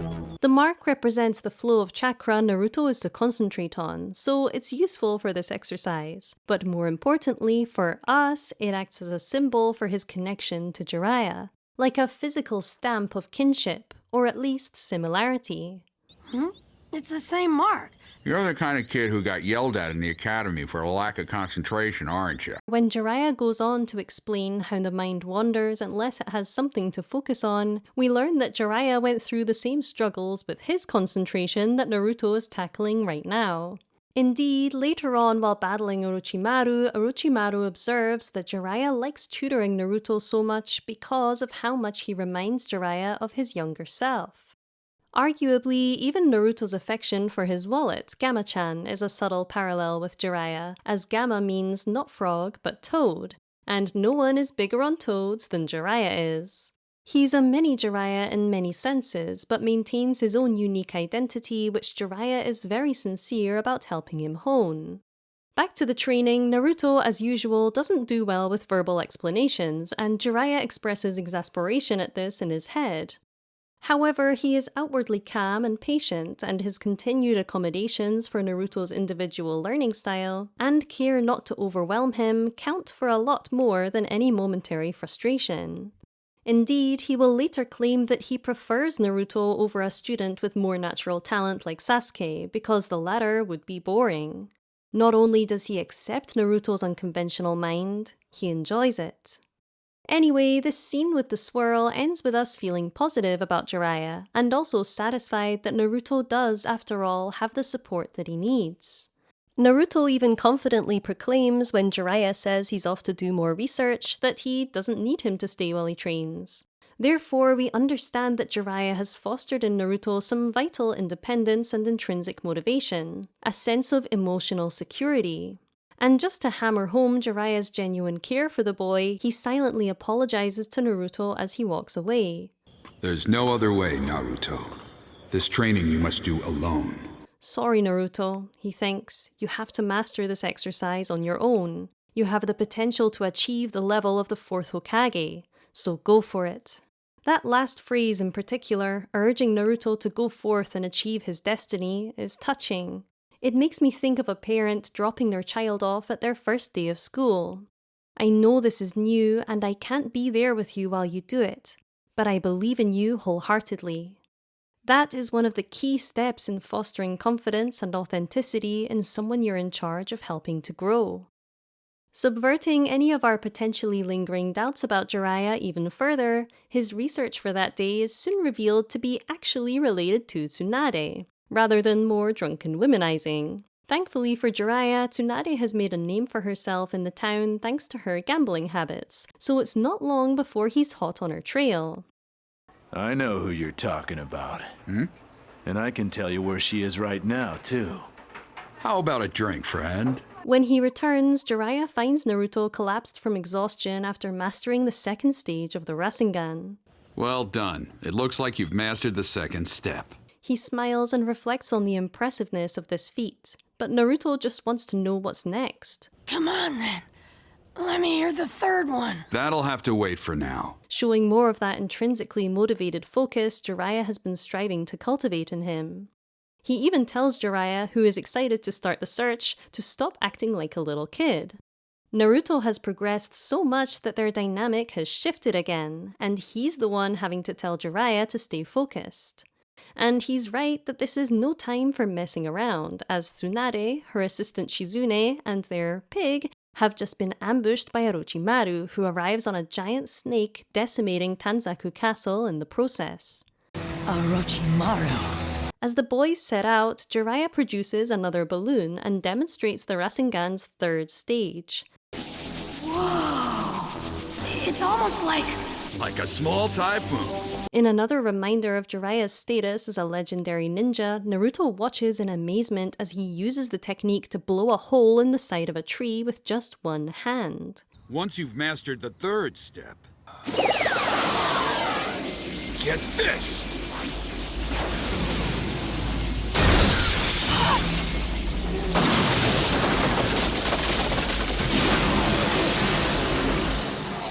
Not only is Naruto shown to be similar to a young Jiraiya, but the journey we're excited to see him go on will see him strive to reach the level of adult Jiraiya, as a blueprint to reach for while becoming himself. right. This'll be no sweat. Meanwhile, Orochimaru is busy trying to persuade Tsunade to heal his arms, telling her of his battle with Sarutobi and Sarutobi's resulting death. I was just killing the third Hokage. Is this true? Evidently, retreat from society and one's homeland is something all three of the legendary Sannin have in common. Indeed, she had no idea the Hokage was dead, let alone that it happened at the hands of her former teammate. Which begs the question, how long has it been since she visited Konoha? How far from her roots has she strayed? Knowing this subtly aids the reframing of Jiraiya's antisocial tendencies. It's not just a personality trait, but something he shares with his peers, with whom he perhaps experienced something terrible. And sure enough, Orochimaru mentions here that Tsunade's lover and brother are dead. Anything that has form must one day decay. Even men. After all, you let the two most dear to you march off to their deaths. As we later learn, of course, Dan and Nowaki were both killed in the Second Great Ninja War, an experience which changed the lives of Tsunade and Jiraiya for good, and a particularly traumatic experience for Tsunade. Orochimaru lived through this too, albeit already marred with cynicism from suddenly being orphaned as a child, likely due to more shinobi conflict. The main thing to understand now, though, is that holding a high rank like that of legendary Sannin in a world driven by war and unrest implies that one's life has been shaped and even been distorted by conflict in a profound way. Such a pity. It really was a terrible way for them to die. Orochimaru offers to bring Dan and Nowaki back to life in exchange for having his arms healed. I'm offering to bring your dear little brother and your beloved back to life with a forbidden jutsu that I have developed. And even though he tells her his plan to annihilate Konoha after this, she actually considers it. And this theme of cheating death, which Orochimaru personifies so strongly, is about as far from authenticity as one can get. Tsunade cheats aging with the seal on her forehead, and Orochimaru, we learn during the Konoha crush, takes things one step closer in using other people's bodies to extend his life. Jiraiya is the only one of the Sannin not trying to cheat the laws of the universe and his own biology. He is the perfect person, therefore, to save Tsunade from Orochimaru's influence. Orochimaru and Kabuto leave Tsunade to think the deal over, but it truly seems she's in danger of aiding him next time she sees him. And this is where Jiraiya sweeps in again, along with Naruto as a narrative shield, to give her a pivotal reminder of home before she can agree to destroy it. Tsunade! Huh? Jiraiya! Jiraiya's reappearance in Tsunade's life, like his sudden return to Konoha, is one of disruption. Specifically, the kind of disruption which moves the plot forward and keeps it from stagnating, so he's important to the narrative thematically but also mechanically. This is great for us, of course, but Tsunade is anything but pleased. On top of the shock of seeing him, she is met with the bombshell that she has been selected as the 5th Hokage. Like Jiraiya, she refuses straight away, and Shizune concludes this is because she's considering the morbid offer. This is also where we find out about Jiraiya's historical romantic interest in Tsunade, cultivating some all-important intrigue about the hidden psychological depth of his character. Jiraiya makes a good case for Tsunade becoming Hokage. There can be no one else. Revealing that she was instrumental in Konoha's victory in the war, and touting her battle prowess and unparalleled skills in medical jutsu. It's not enough though, and Tsunade drunkenly disrespects the former Hokages which Naruto admires, including her grandfather, the first, calling the very title a joke. You've changed, Tsunade. I don't know what's happened to make you like this, but to say such things out loud? Don't forget, I'm not as young as I look. The years have taught me a great deal. Count me out, it's a fool's game. Horribly offended and reactive as ever, Naruto challenges her to a fight. This escalation seems like a step back, but it's actually a good thing. I'm not gonna let her sit there and make fun of the old man! I don't care if she is a lady! I'll knock that cynical sneer off her face! Indeed, Naruto's vehemence for Konoha and the title of Hokage forces Tsunade to confront her painful grief. The grief that is in danger of making her do something with dire consequences for Konoha and the ninja world at large. True to his professed resolve, Naruto attempts a Rasengan against Tsunade, which fails. However, crucially, the fact that he's attempted it, and the fact that Jiraiya would even try to teach him it at all, impresses her. She remains outwardly unfriendly, for lack of a better word. You and the 4th Hokage are the only ones who can use that jutsu. Giving him false hopes like that, making him think he could actually be Hokage someday. But there are hints here and there that some authentic emotion underneath is being stirred. Indeed, shortly before hurling the Rasengan attempt, Naruto states, "To be Hokage is my dream." At which point Dan and Nawaki's faces flash in Tsunade's mind, and we get this very emotive close-up of her eyes. She then looks down, suddenly appearing decidedly vulnerable. Notice also her flushed cheeks, which give her a youthful look, while indicating the heavy drinking she has been doing in order to escape reality. But reality and its responsibilities are right here before her, in the form of the scruffy and uncouth Naruto and Jiraiya. Their authenticity, in the face of the barrier she has put up around herself, at once repels and compels her. And so, ceasing to completely disregard Naruto, she offers him a challenge. I said it and I never go back on my word! Care to make a bet on it? If he can master the Rasengan in a week, she will gift him her necklace, once owned by the 1st Hokage. And if he loses, she gets to keep his wallet and all the cash inside. Essentially, if he wins, she puts her trust in Naruto as a hero and acknowledges the shared will of their people once more. If he loses, part of it dies with her. This is a battle of ideologies. Tsunade's fear-based ideology stemming from trauma, which by its very nature disrupts her experience of the present and prevents hope for the future, and Naruto's ideology of hopeful, authentic engagement with the present, which makes way for his characteristic bold optimism. An interest in the latter has clearly been kindled. Considering the depression Tsunade clearly suffers with, conveyed by her apathy towards Konoha and reliance on gambling and drink, her interest in Naruto marks an important shift. Seeing Jiraiya and Naruto has moved something in her, and neither of them could have done it without the other. Jiraiya is the mature, steadfast reminder of responsibility, and Naruto the unchecked whirlwind of feeling to remind her of her heart. Tsunade even agrees to go drinking with Jiraiya while Shizune takes Naruto back to the inn. In this scene, the complexity of their relationship comes to the fore, namely their affection for one another and the wedge that time and trauma has pushed between them. Jiraiya makes a pass at Tsunade, seeing how good-looking she is, and she quickly shoots him down, after which he claims not to be interested in her either. The panels immediately after, however, illustrate that their claims of mutual disinterest are false. We have a shot of the moon while the topic of romance trails away, then an overhead shot of them both where neither of their faces are visible, illustrating an emptiness and lack of communication. Notice how claustrophobically narrow both of these panels are, lending a sense of constriction or repression to the already ambiguous imagery. This is followed by separated close-ups of Jiraiya and Tsunade who look equally forlorn. They're feeling deeply but no longer in the same frame, despite Jiraiya's efforts. I like how Kishimoto shows the positioning of their feet under the bar.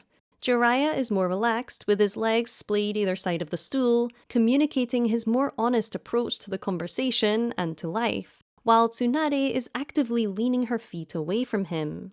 He's not going to get anywhere bulldozing through like Naruto would. And so, Jiraiya probes Tsunade on matters out with their dynamic, her interest in Naruto and her quiet desperation. Is he on your mind? What do you mean? Naruto, of course. Not much. I don't know. Taking on a young kid like that as an opponent, he'll never be able to master that jutsu in a week, and you know it. It's not much of a bet. Being an adept performer himself, he can see through her practiced apathy to the heart underneath. Remember the Hokage that have come before, and all they've accomplished for the Leaf Village. It's only thanks to them that the village has survived, even prospered, through troubled times. This was their dream. He even ascertains, to her surprise, that Orochimaru has proposed a deal. I don't know what sort of deal he may have offered you, but think carefully before accepting it. And threatens to kill her if she does anything to endanger Konoha. I would stop you right here and now. In threatening her thus, Jiraiya grants her the respect of speaking ninja to ninja, despite how much she's left her responsibilities fall by the wayside. He's also challenging her to think deeply about her motivations after years of blindly following her whims. In other words, he's pulling her back to reality and imploring her towards more authentic behavior. Only psychopaths hear of the deaths of those close to them and feel nothing, he claims, continuing to be deliberately provocative. That's not you, is it? Then he comments on how deeply she once cared for her fellow villagers, suggesting he knows that care still exists within her. There was no one who cared more for the village or felt its pain more deeply. I remember the day. Okay, that's enough with the lecture! Additionally, he mentions Nawaki and his similarities with Naruto, probing her to feel and honor her authentic emotions. They're a lot alike. They must be almost the same age. And despite Tsunade's protests, he succeeds. To be Hokage, that is my dream! That is my dream! Tsunade drifts into thinking of Nawaki, whose cheerful face does recall Naruto's. Both boys represent the kind of youthful optimism Tsunade has grown to ignore in her own heart, so this moment of surrender to her feelings over the past is a crucial crack in her armor. You want to kill yourself? You're still just a genin, so if there's ever a real battle, you get out of there fast. Are you crazy? I'm never gonna run away! Meanwhile, Shizune tells Naruto of Tsunade's grief. She used to be so kind, dedicated to the village, but she's changed ever since that day. Huh? What day's that? The day she lost all she had. In the flashback which ensues, I'd give my life to bring some order to this war-torn world. We learn how her brother, then her lover, died in the war while wearing the necklace that she's wagered. Don't worry, Don. I've stopped the bleeding. Just save your strength. You're going to be all right.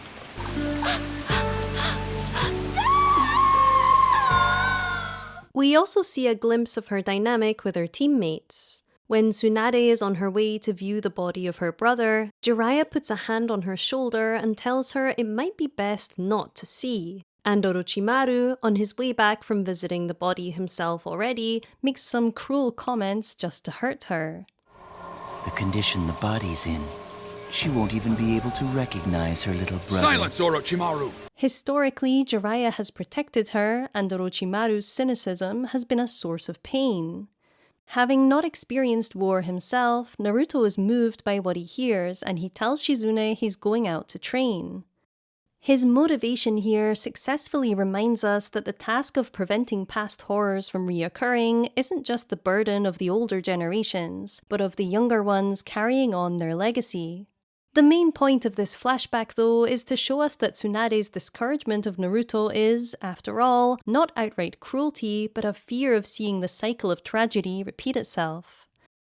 Unlike Jiraiya, who is engaging with fate and tragedy in the hopes of solving this by doing some good, she is simply, and understandably, hiding from it.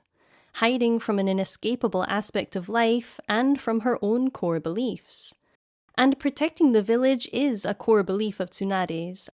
If we make one member of each squad a trained medical specialist, it will not only increase their survival rate, but will improve the chances of their mission being a success. Jiraiya knows this, and his persistence with her at this stage of the narrative is crucial. It's an attempt to save not only Konoha from Orochimaru, but save Tsunade from losing herself. As he did with Naruto, he upsets her out of love and a determination to bring about peace, something he expands upon in later flashbacks. And this tough love method is indicative of one of the tragic truths of his character. He is willing to be disliked, even by those he cares for, in order to protect them. Therefore, he accepts confrontation and embraces irreverence as an integral part of fulfilling his purpose.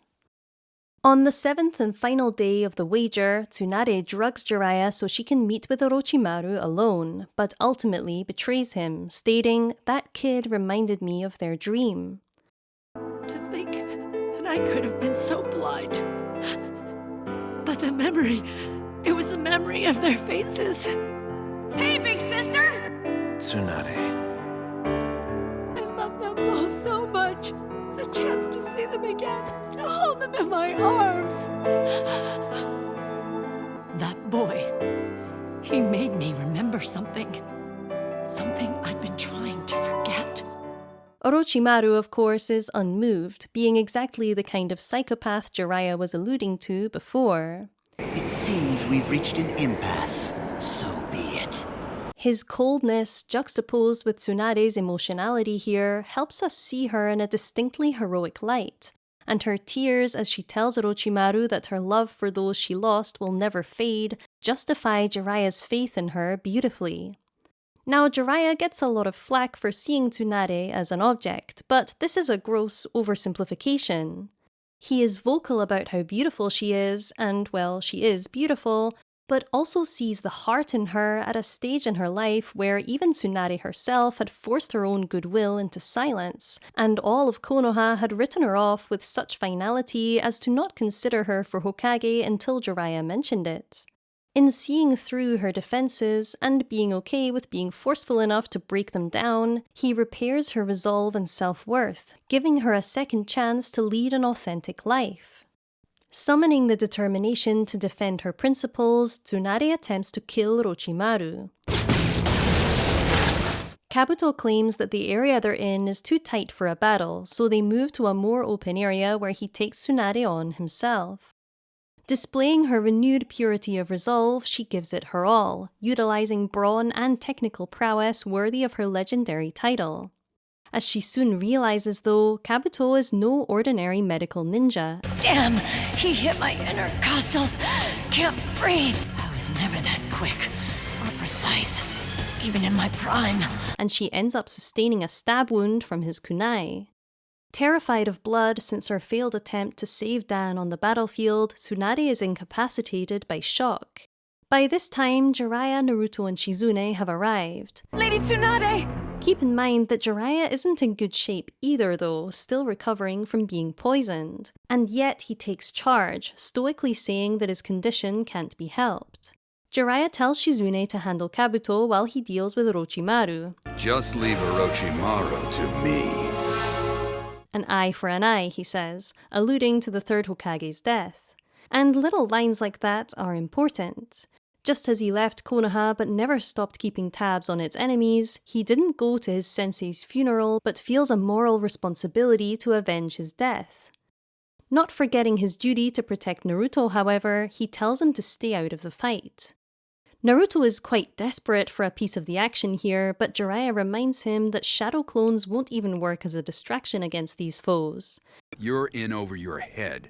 Our opponent's one of the Sannin like me. In other words, despite his progress, he is still a child on a battlefield for adults. Orochimaru and Kabuto summon 2 giant snakes. Jiraiya tries to match this with a toad summon, but can only produce a little guy due to still being poisoned.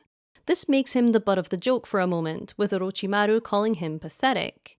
Naruto is far from embarrassed by him, however. In fact, he respects him so much at this point that he attempts a summon as well, claiming, "I can't stand hearing Pervy Sage getting insulted like that." I like this line as it confirms that Pervy Sage has ceased being a mere call-out and become a term of endearment, helping Jiraiya's positive reframing along. Naruto's summon is equally useless, of course, leading to an endearing moment between the 2 toads, which is swiftly cut short by one of Orochimaru's snakes hurtling towards Naruto. Naruto! In the confusion, as the ground shatters around them, Jiraiya is ambushed by the other snake, upon which Orochimaru is riding. Suddenly able to access his chakra due to worry for his teammates, Earth-style Dark Swamp! Jiraiya pulls off this really cool move of turning the ground beneath the snake into a dark swamp. This somewhat immobilizes the beast, giving Jiraiya a chance to stand on its head, face to face with his opponent. Meanwhile, Shizune launches a barrage of poison-based attacks at Kabuto. It's no use though, and she ends up being knocked down. Similarly, Naruto frees himself from his snake but is left too battered to carry on. Piggy, unsurprisingly, is also a casualty. Tsunade is thus reminded again of the loved ones she lost during the war, but can't summon the strength to move. Stay back! Get away from me! Our heroes are not doing very well here, and Orochimaru takes a moment to mock Jiraiya not just for this failure, but his personality in general. "You were once called the madman of the village," he says. "Now you've stooped to running around with that kid for the sake of the village." He goes on to claim that Naruto is talentless and that Jiraiya has no reason to train him outside of nostalgia for his own childhood. He even claims the only thing that defines a ninja is how much ninjutsu one can master in one's lifetime. I love how Jiraiya just smiles at this at first, communicating amusement rather than anger at Orochimaru's beliefs. You never did get it. Ad hominems can't hurt him, and he's unbothered by hearing statements which go against his paradigms. As such, in moments like this, Jiraiya's maturity really comes to the fore. He's past the point of being horrified by Orochimaru or even frustrated with him. He simply sees him as ignorant, someone incapable of reaching actual greatness because of his narrow view of the world. Despite leading a rather unglamorous life, rejected by the woman he loves, and living out with society to do thankless intelligence work, Jiraiya is a radically satisfied person. It's one of the reasons we like him so much, and it's one of the things which makes him strong.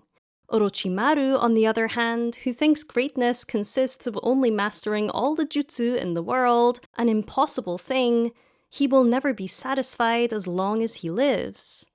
Jiraiya knows this, and so, after smiling, he gives this short speech in response. "Shinobi talent has nothing to do with that," he says. "You still don't get it? A ninja is one who endures. The most important talent for a shinobi is not the number of jutsu. The important thing is having the guts to never give up."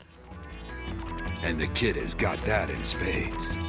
This speech nicely highlights the paradigm at the heart of Jiraiya's greatness, which reflects the message of the story at large. That regardless of outcome, even if that outcome is failure, one can live and die with honor if one refuses to crumble under the weight of things like responsibility, discouragement, or one's own doubts. He puts it simply, but not giving up cultivates a life of authenticity one can be proud of, and guts alludes to the audaciousness necessary to do so. Jiraiya has these qualities on a micro level, his resolve here, for example, despite being drugged, burdened, and made fun of, and on a macro level too. By now, several of the tragedies Jiraiya has lived through have been revealed to us, and as much of his backstory is still unknown, we can hazard a guess that he is carrying even more than we know. And yet, he hasn't simply lived through these things, but endured, grown up, and remained true to himself. Even the red marks on his cheeks, which seem to emulate thick, bloody tear tracks, remind us that Jiraiya does not hide his pain, but lives bravely with it. Orochimaru is the perfect villain when it comes to embodying the antithesis of this ethos, because of how much he distorts himself. His face. Someone else's body. He is obsessed with power via any dishonorable means necessary, abandoning authenticity even to the point of using other people's bodies to extend his lifespan, and committing essentially the shinobi version of one of the most unnatural crimes there is: patricide. Orochimaru has given up on many things, including his humanity and his home, and sunken under the weight of his own darkness and the cycle of hatred to the point of no return.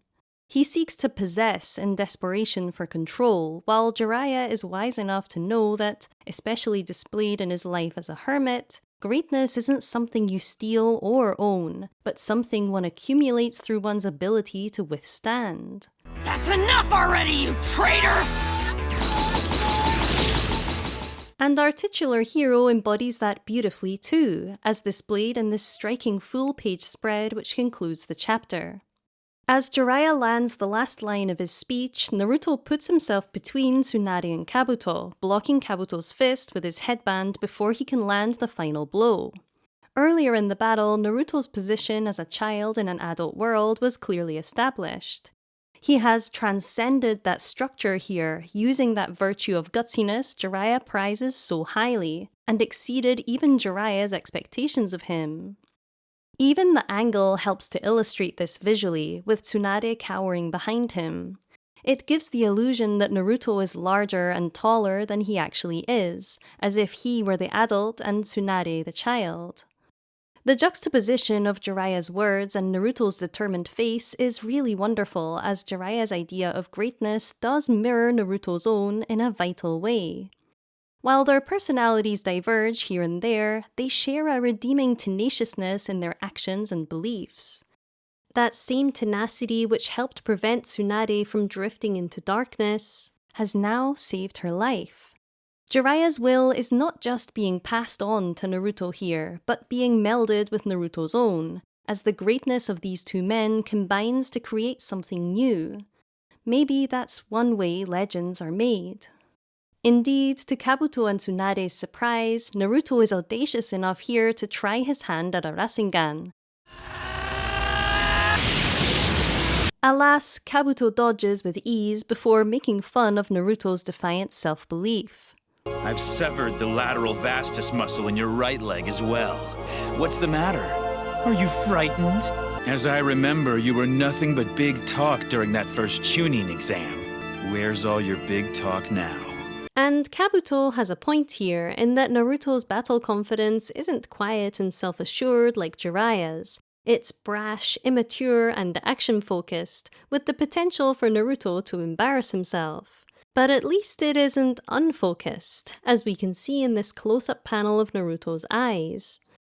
Unlike when he defended Sasuke during the Land of Waves arc, where the fox leaked out and started taking over, he will remain fully himself here, consciously harnessing the fox to successfully protect Tsunade.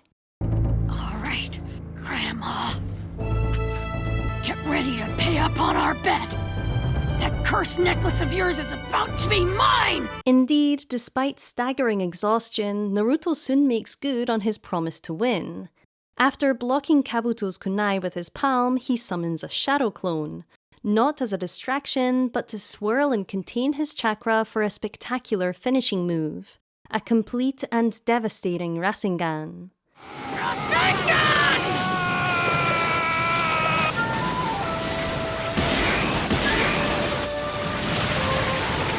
Naruto's growing legendary status is confirmed here as all three Sannin acknowledge his prowess.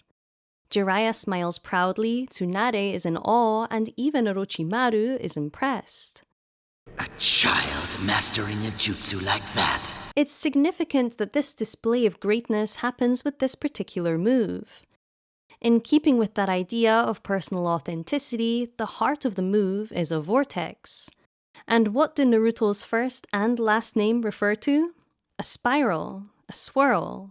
And the Rasen in Rasengan is the word for a 3D Uzumaki, or helix. Jiraiya states at one point that this move is perfect for Naruto because it doesn't require complex hand signs, just lots of chakra. But even in name and form, it's like it was made for him. We will later learn, of course, that Jiraiya was the one who gave Naruto his name in the first place, so those returning to the series will feel even more palpably that this is a moment where, thanks to Jiraiya's guidance, Naruto is fulfilling his destiny. With Kabuto out of action, Tsunade heals Naruto and gives him the necklace she had wagered against him. "Just once more," she says, "I put the odds on you." Meanwhile, realizing Jiraiya was right about Naruto's potential, Orochimaru hurtles towards him. Jiraiya is shoved out of the way, but Tsunade steps in. Protecting Naruto with her life, she endures a stab wound to the chest from Orochimaru's tongue. She does this willingly, remembering Jiraiya's statement in the bar that Naruto's dream to become protector of Konohagakure has been the dream of every Hokage the village has ever seen. This acknowledgement, act of self-sacrifice, and her bestowing of the necklace confirm her move away from selfish individualism and disdain for fate, and towards acceptance of tragedy and thus a more authentic engagement with life itself. Seeing someone embody their beliefs with such brazen sincerity awakens not only one's belief in oneself, but one's connection to the collective. This particular chain reaction of belief and hope, from Jiraiya to Naruto to Tsunade, is what Legacy, in this series at least, is all about. The idea that dreams are not strictly tied to one person, but sometimes something communal that others can tap into, will become central to Naruto's relationship with Jiraiya later on, when Naruto becomes a conscious vessel for Jiraiya's hope to break the cycle of hatred. But more on that in part 2. The important thing Kishimoto wants us to understand now is that being active and following our dreams allows other people to access their own motivation when it falters.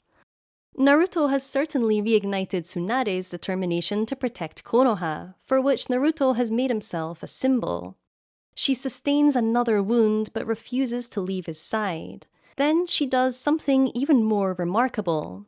She stops shaking. What? No! And manages to use some of her own blood to activate a summoning jutsu.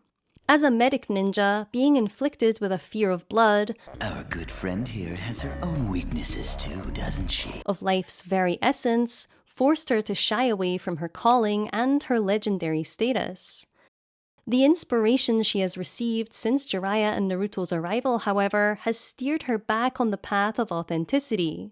Being able to confront blood as a substance after being afraid of it is a brilliant metaphor for a renewed ability to stare life and death in the face without losing oneself in panic.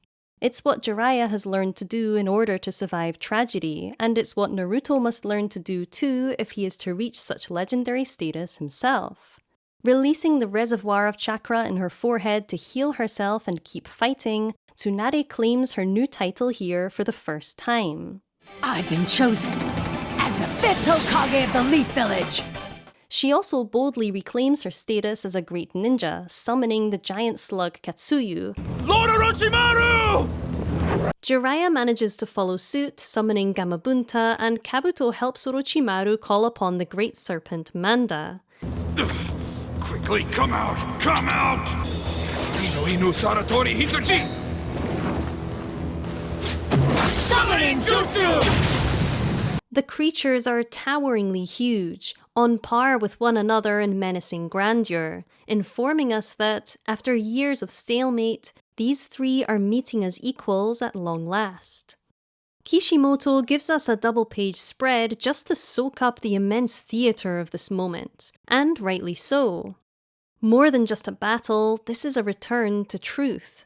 Indeed, the heavy silence between them having finally been broken, Jiraiya and Tsunade vocally denounce their ties to Orochimaru here once and for all.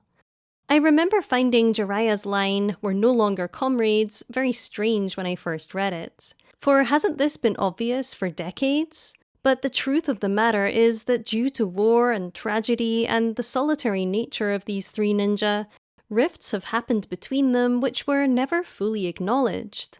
As the battle between the Sannin and their animal counterparts plays out, with Jiraiya displaying an amazing flame bomb technique using a spray of oil from Gamabunta's mouth, we're aware we're witnessing something on a scale never before seen in this story. A battle of mythic proportions, in fact.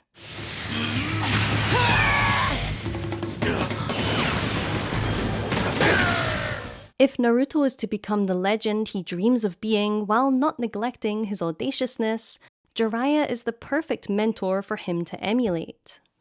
And this is Naruto's story, we can't forget that. We watch him grow considerably in this arc, as a shinobi and as a person. That being said, Jiraiya's growth has been central to the themes of truth, drive, and authenticity too. Indeed, we haven't just seen Jiraiya act as a catalyst for Naruto's development, we've watched him come out of hiding to face relationships he's been avoiding, and also connect with a protege in a genuine way. This is huge considering the solitude Jiraiya has happily embraced for so long. It's strongly suggested that the female company he enjoys in bars have been the be-all and end-all of his contact with other people for quite some time now. And these acquaintances are based on nothing more than booze and sex. What can I say? I love the ladies! Covering 2 of the 3 shinobi vices to be avoided, as stated by Jiraiya himself. That indulgent aspect of him will never disappear, but his focus is widening for the first time in a while to let Naruto into his heart. The truth is, of course, that Jiraiya strikes us as radically authentic as he's both a silly pervert and the hero we see standing toe-to-toe with Orochimaru, just as Naruto is a hyperactive, loud-mouthed and occasionally irritating kid, and someone we can believe in. Ironically, Naruto complains about similar incongruities in Tsunade's personality, calling her brash, selfish, stupid, and bad with money. And, well, despite how strongly we empathize with her, Naruto's assessment isn't far off the mark. Maybe a big part of the journey to adulthood which Naruto is now embarking on is realizing that all the earthly heroes holding up the world are not gods, but people, that you don't need a clean slate of purity to achieve greatness. Clarity of purpose and will is much more important than perfection. Jiraiya, Tsunade, and Naruto all embody that clarity beautifully here. After the battle, which ends with no clear winner and everybody worn out, Very well then. I don't need you. Orochimaru vows to destroy Konoha and disappears. They didn't manage to beat him after all, but this is still an ideological win for our heroes. Jiraiya and Tsunade have faced the past and spoken the truth, and Jiraiya's belief in Naruto has sprung newfound hope for the future in everyone's hearts. Confirming this, we have a lovely scene where Tsunade, in response to receiving the usual cheek from Naruto, You want to take this outside, kid? For it! moves to send him flying, but kisses him on the forehead instead. Become a good man, okay? She says, and a great Hokage too. Thanks to Jiraiya and Naruto, the title of Hokage has gone from being dismissed by Tsunade as a joke to being a testament to one's will to protect what's important, passed down from one generation to the next. Do you see him, Naoki? Don, your dream is still alive. That will comes to be known as the Will of Fire, shared by shinobi of Konohagakure as a family. Tsunade is accepting her sort of divine right to be mother of the village and Naruto as her spiritual son, an accepted heir to the mantle once he is ready. Jiraiya's work in this arc to position Tsunade and Naruto thus cannot be understated, especially considering his humility in denying the title to himself. Once they're back in Konoha, that all-important humility, which helps open our hearts to Jiraiya, continues. Downplaying his importance in front of the village elders and playing the fool, he claims all it took to persuade Tsunade were a few words from his good-looking mug. We, the audience, however, have seen the emotional labor it actually took, on top of having to be tough on Naruto, the battle, the poisoning, the broken bones. All of this sheds a decidedly different light on that surface-level silliness and vanity which were so easy to judge him for previously. Moreover, he's not all jokes, for Jiraiya is still careful to keep Naruto in line as a ninja. When Naruto seems in danger of showing off the Rasengan to Shikamaru, I'll catch you later, Shikamaru! I'll show you the killer new technique I picked up! Jiraiya is quick to reprimand him, kind of grabbing his collar like a father telling off a naughty boy. And that theme of found family developing around Naruto, with Tsunade and Jiraiya as older relatives helping steer him on the path to becoming a legend, is a huge part of the relief we feel at the end of this arc. A brief period of peace follows Tsunade's return, in which Kakashi and Sasuke are healed. During this period, the efficacy of Jiraiya's guidance is clear in how Naruto's interactions highlight his covert maturity. When it's time to wake Sasuke from his coma, Naruto is visibly ecstatic. He is eager to interact with Sasuke and Sakura, who has been waiting dutifully by Sasuke's bedside. And yet, despite his excitement, and despite his affection for both of them, he opts out of the reunion. At the sight of Sakura embracing Sasuke, he just smiles and silently walks away. As the deep emotion on his face in these panels shows us, this isn't because he doesn't care. It's because, in spite of his affection for both of them, he wants to put Sakura's love for Sasuke first. This is in keeping with that rejection of ownership we established as central to Jiraiya's philosophy. Naruto is really learning. Naruto's restraint here surprises Tsunade, who thinks to herself that he's more considerate than she thought. It's really a great example of that healthy independence Jiraiya's hardball training helped refine in him. It's not the forced independence he once used to deal with trauma and rejection, but something more authentic and freeing. Furthermore, the next chapter sees Iruka commenting on Naruto's maturity too. You've sure come a long way since the time you were just a kid trying to earn one of these. Before talking frankly with him about the aftermath of the Konoha crush. We lost the third Hokage, as well as many of our best shinobi.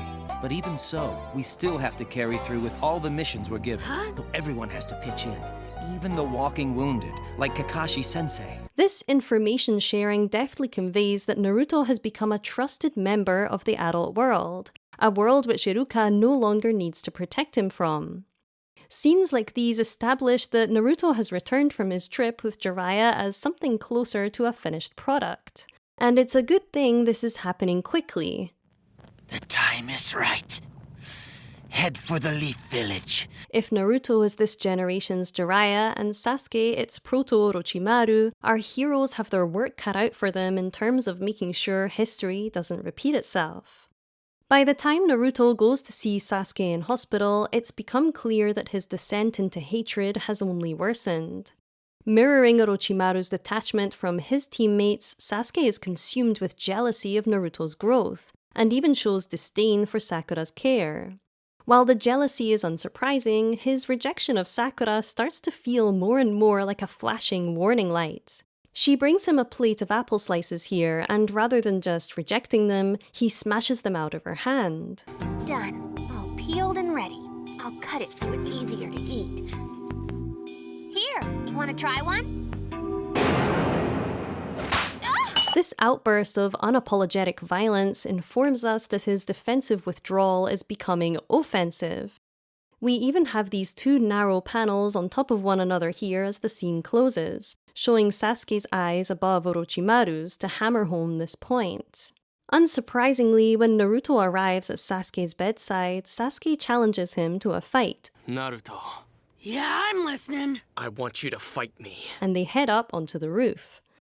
On the way, Sakura glances at the curse mark Orochimaru left on Sasuke's neck during the Chunin exams, a reminder that Sasuke's unraveling isn't only self-propelled, but a kind of poisoning he's become a victim of. The deliberately perpetuated cycle of hatred requires villains like Orochimaru, but also regular, vulnerable people like Sasuke as fodder. If authenticity and greatness and hope are the fruits of Jiraiya's legacy, this is sort of the toxic, bizarro twin of that same process. a type of insidious succession which draws one into isolation from one's true values. Sasuke's worsening in authenticity is evident from the start of the rooftop fight, where despite his jealousy of Naruto, he calls him a loser, successfully convincing Naruto that Sasuke is still looking down on him. Like Jiraiya, however, Naruto stands firm in his self-belief, stating, "I won't always be the loser, slowing everybody down." If, as Orochimaru stated, Jiraiya were the town madman, Naruto probably grew up feeling more like the village idiot, someone of whom nobody expected anything. He has already started proving people wrong in this, but crucially, he's learning to stay grounded too. For instance, notice how in specifying "I won't always," Naruto acknowledges that he is still in a state of becoming. This admission of imperfection paradoxically makes him more stable and confident. What's so funny? I'm not laughing 'cause it's funny. I'm just psyched. 'Cause I know that today is the day when I finally beat you. Moreover, the commitment he displays here to not be bogged down by the opinions of others, despite how highly he thinks of Sasuke, is something Jiraiya has helped to model for him really well. Jiraiya was the madman who stayed sane in the face of tragedy that made others lose their grip on reality, and Naruto is the village idiot destined to become the hero. As illustrated by the ice lolly scenes, Jiraiya is becoming a key anchor in Naruto's life, another point of emotional connection in a world where Naruto still sometimes feels the weight of orphanhood. Orochimaru, however, is more like a parasitic influence, urging Sasuke to sink under the weight of his loss so he loses access to his true self. Indeed, in this fight, Sasuke will reject not only his team, but his role as a Konoha shinobi. And that latter loss is particularly dangerous. Indeed, being a ninja is not just a job, but a social system which gives the young people in these military villages a sense of purpose. The significance of this is strongly highlighted as Naruto and Sasuke's exchange continues. Displaying reverence for his village and the title of shinobi, Naruto rebukes Sasuke for coming to fight without his headband on. There's no reason to put it on, 'cause you won't be able to make a scratch on my forehead. That's not the point! Come on, you know putting your headband on is a testament to fighting on equal terms as a leaf shinobi! Once more, like Jiraiya, his stability in an unstable world in part comes from a groundedness, a feeling that he belongs somewhere, and he wants Sasuke to belong too. Consider how vital it was for Jiraiya's groundedness and sense of purpose to stay committed to Konoha even after decades on the road, while Orochimaru plotted to destroy said home and Tsunade came close to doing the same. Naruto tells Sasuke here to wear the headband not just to reprimand him, but to invite him back into accepting that they belong to the same faction.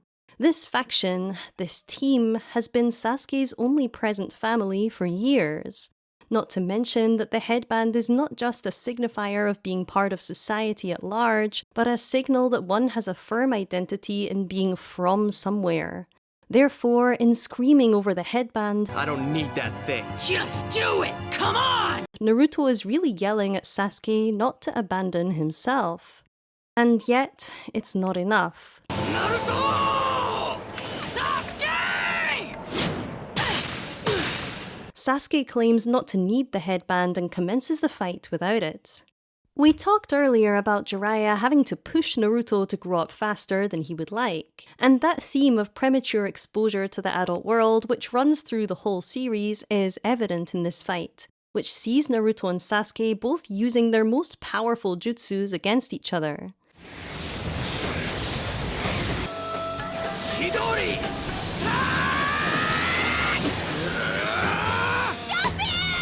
In other words, they have power, but aren't wielding it with a refined sense of responsibility. Naruto resorts to the Rasengan, which Sasuke counters with a deadly Chidori. Neither are hurt, however, as Kakashi soon intervenes, ending the fight abruptly.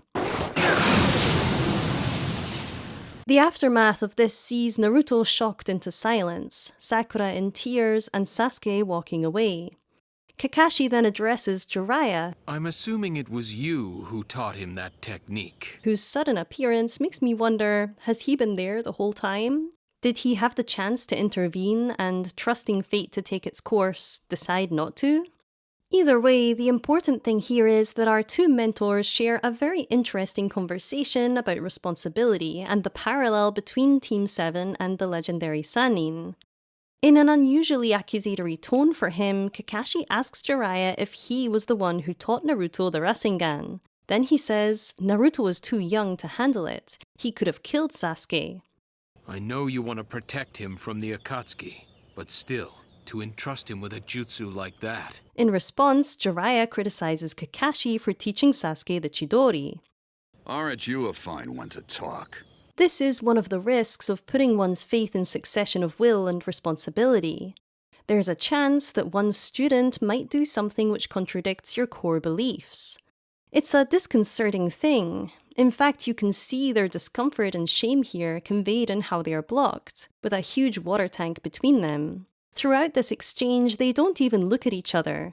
Both of them are preparing these young men for conflicts they are too emotionally immature for, and they know it, but are quick to blame the other before taking accountability.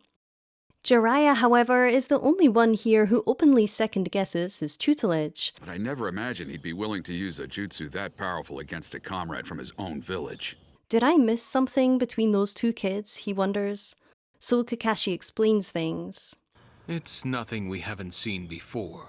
Meaning what? Oh, come on. When you think about it, their relationship isn't much different than the one you had with Orochimaru. This is the first time Jiraiya is hearing of the depth of Naruto and Sasuke's rivalry, how it's become an emotional weight, especially for Naruto. Crucially, the mention of his old teammate gives Jiraiya pause. He makes a sort of embarrassed face and doesn't say anything, letting Kakashi finish before saying he'll go talk to Naruto.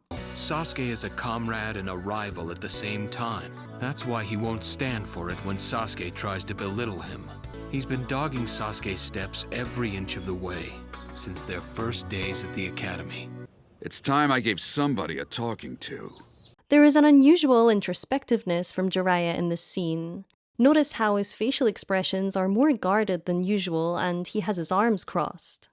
Being back in Konoha has brought the fun road trip segment of Naruto's training to an end, and brought discussions of the past to the fore again.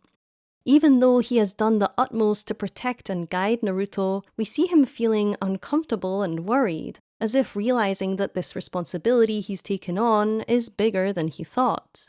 Later that night, Kakashi makes a heartfelt attempt to reason with Sasuke, urging him to use his new powers for good and not allow himself to be poisoned by revenge. Believe me, in this work I've met a lot of guys who feel the way you do. Trust me, for those who follow the path of revenge, it never ends well. Sakura makes a heartfelt attempt as well, on top of Naruto's earlier plea. And in spite of all of this, Sasuke leaves the village that night, accepting an offer of power from Orochimaru. At the start of the chapter where he departs, the same image appears 3 times, a framed photograph of Team 7 under a smiling Kakashi. Sasuke lingers at the photo for a second, then turns it over before leaving. He has accepted a point of no return. The fact that everyone important to Sasuke tries and fails to prevent this from happening lends a sense of inescapable tragedy to the situation. This is one thing Kishimoto is really good at, presenting the cycle of evil as a seemingly unstoppable tide, pulling unfortunate people into it, some of whom go on to perpetuate said tragedy onto others. That is the looming reality, as pontificated by Neji during the Chunin exams, Naruto is fighting against in his battle to protect his friend. A battle, in other words, which appears unwinnable. Therefore, the heaviness in Jiraiya's body language and facial expressions on the roof, his sudden doubt, conveys that he knows his role is about to become very grave indeed. From here on out, he will not only be aiding Naruto in his self-actualization and shinobi journey, but helping him through a period defined by increasing anguish and turmoil over his inability to save his teammates. When it comes to shinobi life and shouldering responsibility, Jiraiya is a great role model. However, the path of saving a teammate from self-destruction is one Jiraiya has not always walked with success. It is great that we see him playing a key role in saving Tsunade. That counts for a lot. But I doubt he knows where to start when it comes to Naruto's dynamic with Sasuke. And it's a dynamic which could sap Naruto of his potential as a legend and authentic individual if he isn't careful. Jiraiya has time to mull this over though, as we see him disappear for a while during the ensuing Sasuke Retrieval arc. The Retrieval mission is a failure, building on the inescapable tragedy surrounding his character. And I do think that Sasuke being written with such pathos, thanks to Kishimoto's emphasis on his parents' death and his covert loneliness, him lingering at the photo before defecting, etc., helps us see Orochimaru with more nuance. He wasn't born a villain, but became one. Jiraiya has more reason than anyone to view him with this empathetic lens. And yet, when talking to Naruto in the hospital following the failed mission, he takes it upon himself to tell Naruto what others can't or won't, to give up on saving his friend. Sasuke went to Orochimaru of his own free will. No matter what you do, he will not change. Is this a call for Naruto to abandon his authentic ideology to never give up? Paternal protectiveness? Or wisdom gained as a survivor of tragedy? I've seen many shinobi, so I know the type. Orochimaru and Sasuke are cut from the same cloth. Let's discuss in the next installment. We still have so much to learn about Jiraiya, about this towering character to whom all major events in the story seem somehow connected. But for now, some important groundwork has been laid. I mentioned at the start of this video that Jiraiya grows up with grace in a violent world, but true grace and authenticity are not always obvious at first glance. His habits and demeanor, his capacity for silliness, urge us not to take him seriously. Not to mention, his fattened frame and grey hair also don't inspire the same confidence, perhaps, as Naruto's plucky youthfulness. However, we soon learn to see his acceptance of his aging body and his flaws as evidence of his wisdom. Rather than cheating the signs of aging or seeking to defy his own humanity, Jiraiya accepts himself while focusing on changing the world around him for the better. He is entirely and unapologetically himself, the perfect mentor for someone like Naruto whose bluntness and loud personality sometimes prove frictitious. That friction, after all, is important. If one must strive to be one's authentic self and live a life they can be proud of, one must make others uncomfortable at times. One must, where reasonable, accept not being a perfect member of society or living up to everyone's expectations at once. Jiraiya accepts being Naruto's antagonist once in a while in order to help him thrive in a cruel world. He accepts bringing up painful memories for Tsunade so she can come back to herself and also be the Hokage, the beacon for peace, Konoha deserves. He also plays the fool in front of the village elders in order to be able to stay in his corner where he can do the thankless and unglamorous work that matters to him. It's an important reminder that the path to greatness is sometimes a lonely one. Indeed, there's a stoic tragedy to Jiraiya which becomes even more evident with time. Jiraiya's solace now lies in Naruto, to whom Jiraiya can bestow his will. Like Tsunade, he bets it all on the boy, choosing generosity and hope over the darkness consuming Orochimaru and Sasuke. That hope, that will of fire, is something Naruto is becoming a beacon of for the people around him. His unshakable determination is core to the series' ethos of dedication to one's belief. However, we must remember that he's not seen the things Jiraiya has seen. Naruto hasn't felt the terror of war, the grief of losing a mentor or a protege, or the finality of feeling that one's quest to save a loved one is really hopeless. That's where Jiraiya, who has experienced these things and still defies the darkness, reveals himself to us as emblematic of the power in being not perfect, but retaining one's stability in the face of tragedy so one can guide others to do great things, and maybe achieve what we ourselves have not. Thank you so very much for listening to me talk about Jiraiya today. It's been a real pleasure, as always, so I hope you all enjoyed this foray back into the world of Naruto.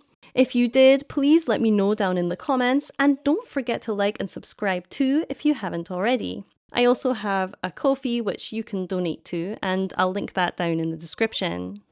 That's all for today, guys, so I'll see you in the next one. But for now, I hope you all have a lovely day, and do take care of yourselves.